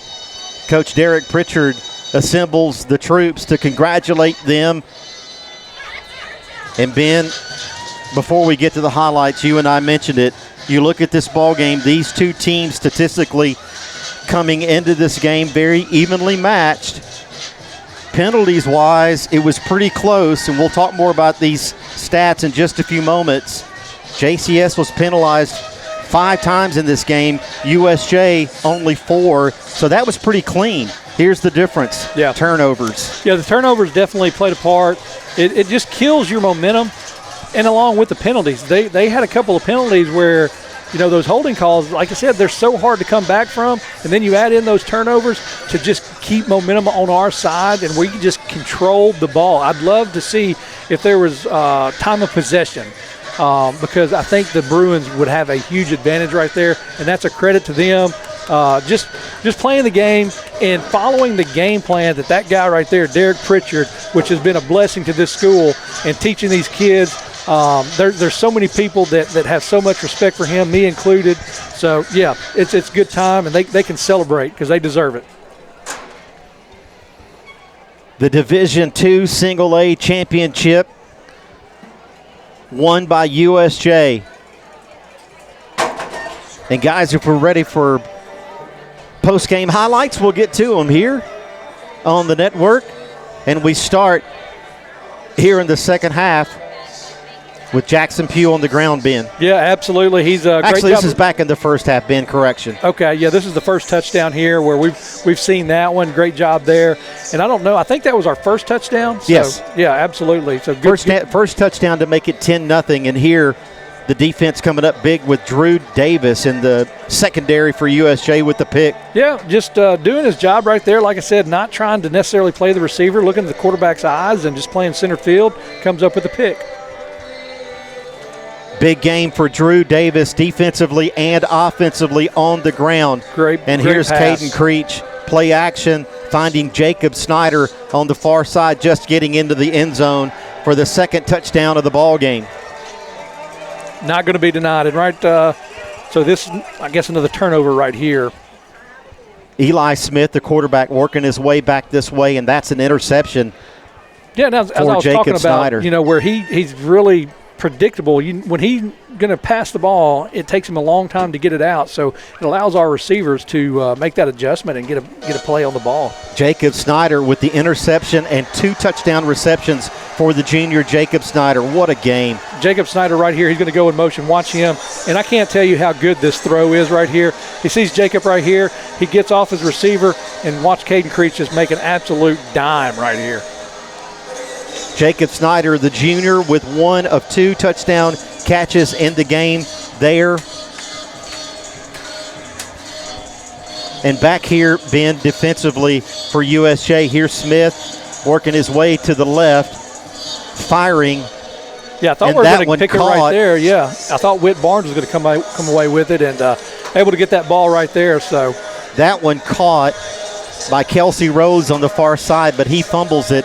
And the Bruins defense keeping JCS out of the end zone, pitching the shutout, 27-0. The Bruins holding USJ, and the Division II Single A champion is clad in powder blue. Yeah, and I think that's about the biggest statement that you can make to end the season right there, keeping no points on the board, 0 points on a team like that we've seen that can be so explosive. So, yeah, hats off to the whole team, coaching staff, Derek Pritchard, getting a game plan, and the kids to follow it, execute it, and come away with a region championship. The student section comes out onto the field in celebration here with the team at Carlock Stadium and Kirkland Field. And we are going to take a break. When we come back, we'll have final game stats here from Carlock Stadium and Kirkland Field. This is the BallGame Blitz Sports Network by Worthy Road Studios. Have you ever thought about real estate investments or purchasing a home? Are you tired of dealing with the headaches of managing your real estate portfolio? Cornerstone Realty has you covered. We can advise you on anything real estate related. Your property, our priority. Cornerstone Realty and Property Management. Hey folks, Real McCoy here along with a little buddy Gizmo. Just like to thank all of our customers for letting us take care of their air conditioning and plumbing needs this summer. Gizmo sure is glad the dog days of summer are over. Now it's time to get those heating units ready for that cold weather coming. See, we're a hometown company celebrating 45 years in business in Jackson. So give us a call and check in online so we can get you on schedule. When you think of heating and air conditioning, think of the Real McCoy. We'll take care of you. Let me tell you about the American Dream. In 1974, I had $425 to my name. I bought 21 carpet remnants, rented an old lumber shed, and opened Deaton's Rug Barn on East College. I worked long hours with hope of taking care of my family. I'm so thankful to Jesus who changed my life. He gave me a dream. So in 1985, we opened Deaton's Carpet One on the 45 bypass with a commitment to customer satisfaction. My friends, don't give up on your dream, because your dream can come true. Hi, I'm Cody Fitz with Fitscapes. Our business's focus is on building your dream yard at your dream home. When designing our backyards, we always like to start with our pool and patio areas first. Then we complement that with the landscaping, and we finish with the lawn for all of the outdoor entertaining needs. After installation is complete, we provide annual maintenance for all of your lawn care and landscaping needs. Fitscapes, let's build something beautiful. Hey Jackson, it's game time! time, and the winning lineup is right here at Chuck Hutton Nissan. Our top players are ready to take the field. Rogue, Sentra, Pathfinder, Altima, and Kicks. Big savings, special incentives, and Nissan's built to win the game. Don't sit on the sidelines. Run to Chuck Hutton Nissan today and make the winning drive home in your new Nissan. Chuck Hutton Nissan, just off I-40, exit 80 or 80B on Van Drive in Jackson, Tennessee. Beauty House Social, Jackson's premier blowout bar and full-service salon and med spa. From lashes and facials to cosmetic injections and lasers, we have it all. Let's be social. Does shelter insurance cover shiny red cars? Yeah. What about purple vans? Also, yes. Monster trucks? What's going on, son? From shiny red cars to purple minivans, you can count on Shelter's local agents to help you protect what matters most. The final score here from Carlock Stadium, Kirkland Field. The Bruins win it 27-0 over JCS, and in doing so, they win the Division II Single A regular season championship. So, before we get to final game stats, let us tell you about the postseason.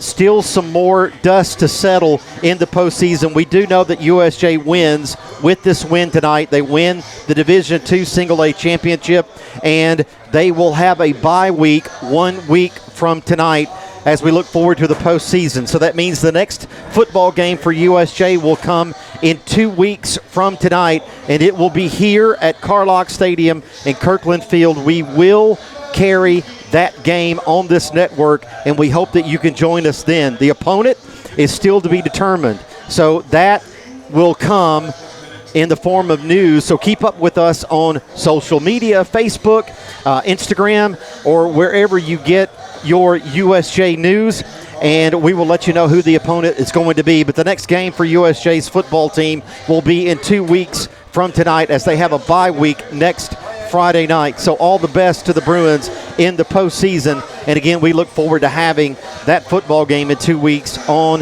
this network. So join us then 2 weeks from tonight. Final game stats, as we can put them up here. The USJ Bruins winning it on both sides of the football and special teams. First down, 17-8.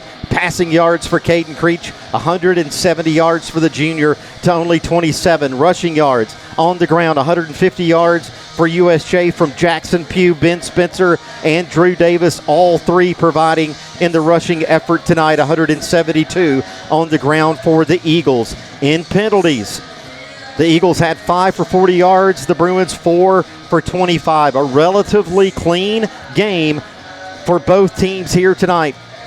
The Eagles with 4 punts, USJ with only 1. And the big stat, 3 turnovers for JCS and USJ. No turnovers in the game. As Ben Howard and I talked about it before the game began, when you have two teams such as these that are so close statistically, and you heard Coach Pritchard talking about it as well in our interview with him, it comes down to penalties and turnovers, and that's where USJ won it tonight convincingly, 27-0 the final. The postseason starts once again in 2 weeks. The USJ Bruins get a bye week next Friday, back in action here at Carlock Stadium in 2 weeks. Once we have that opponent information, we'll get it to you on social media, and we will have that broadcast here on this network, so please join us then. Until then, we would like to say thank you to all of our network help. Jay Bush, statistician. Christopher Reasons. Billy Boland, the second, back with us tonight on camera. Also, Paul Schultze helping out on camera as well. And my broadcast partner, many thanks to him, Mr. Ben Howard. Terrific job tonight. This is Thomas Pugh saying good night and God bless you. Have a great weekend. Congratulations to the USJ Bruins, Division II-A West regular season champions. Into the postseason we go. We'll see you in 2 weeks. This has been USJ Bruins football on the BallGame Blitz Sports Network by Worthy Road Studios.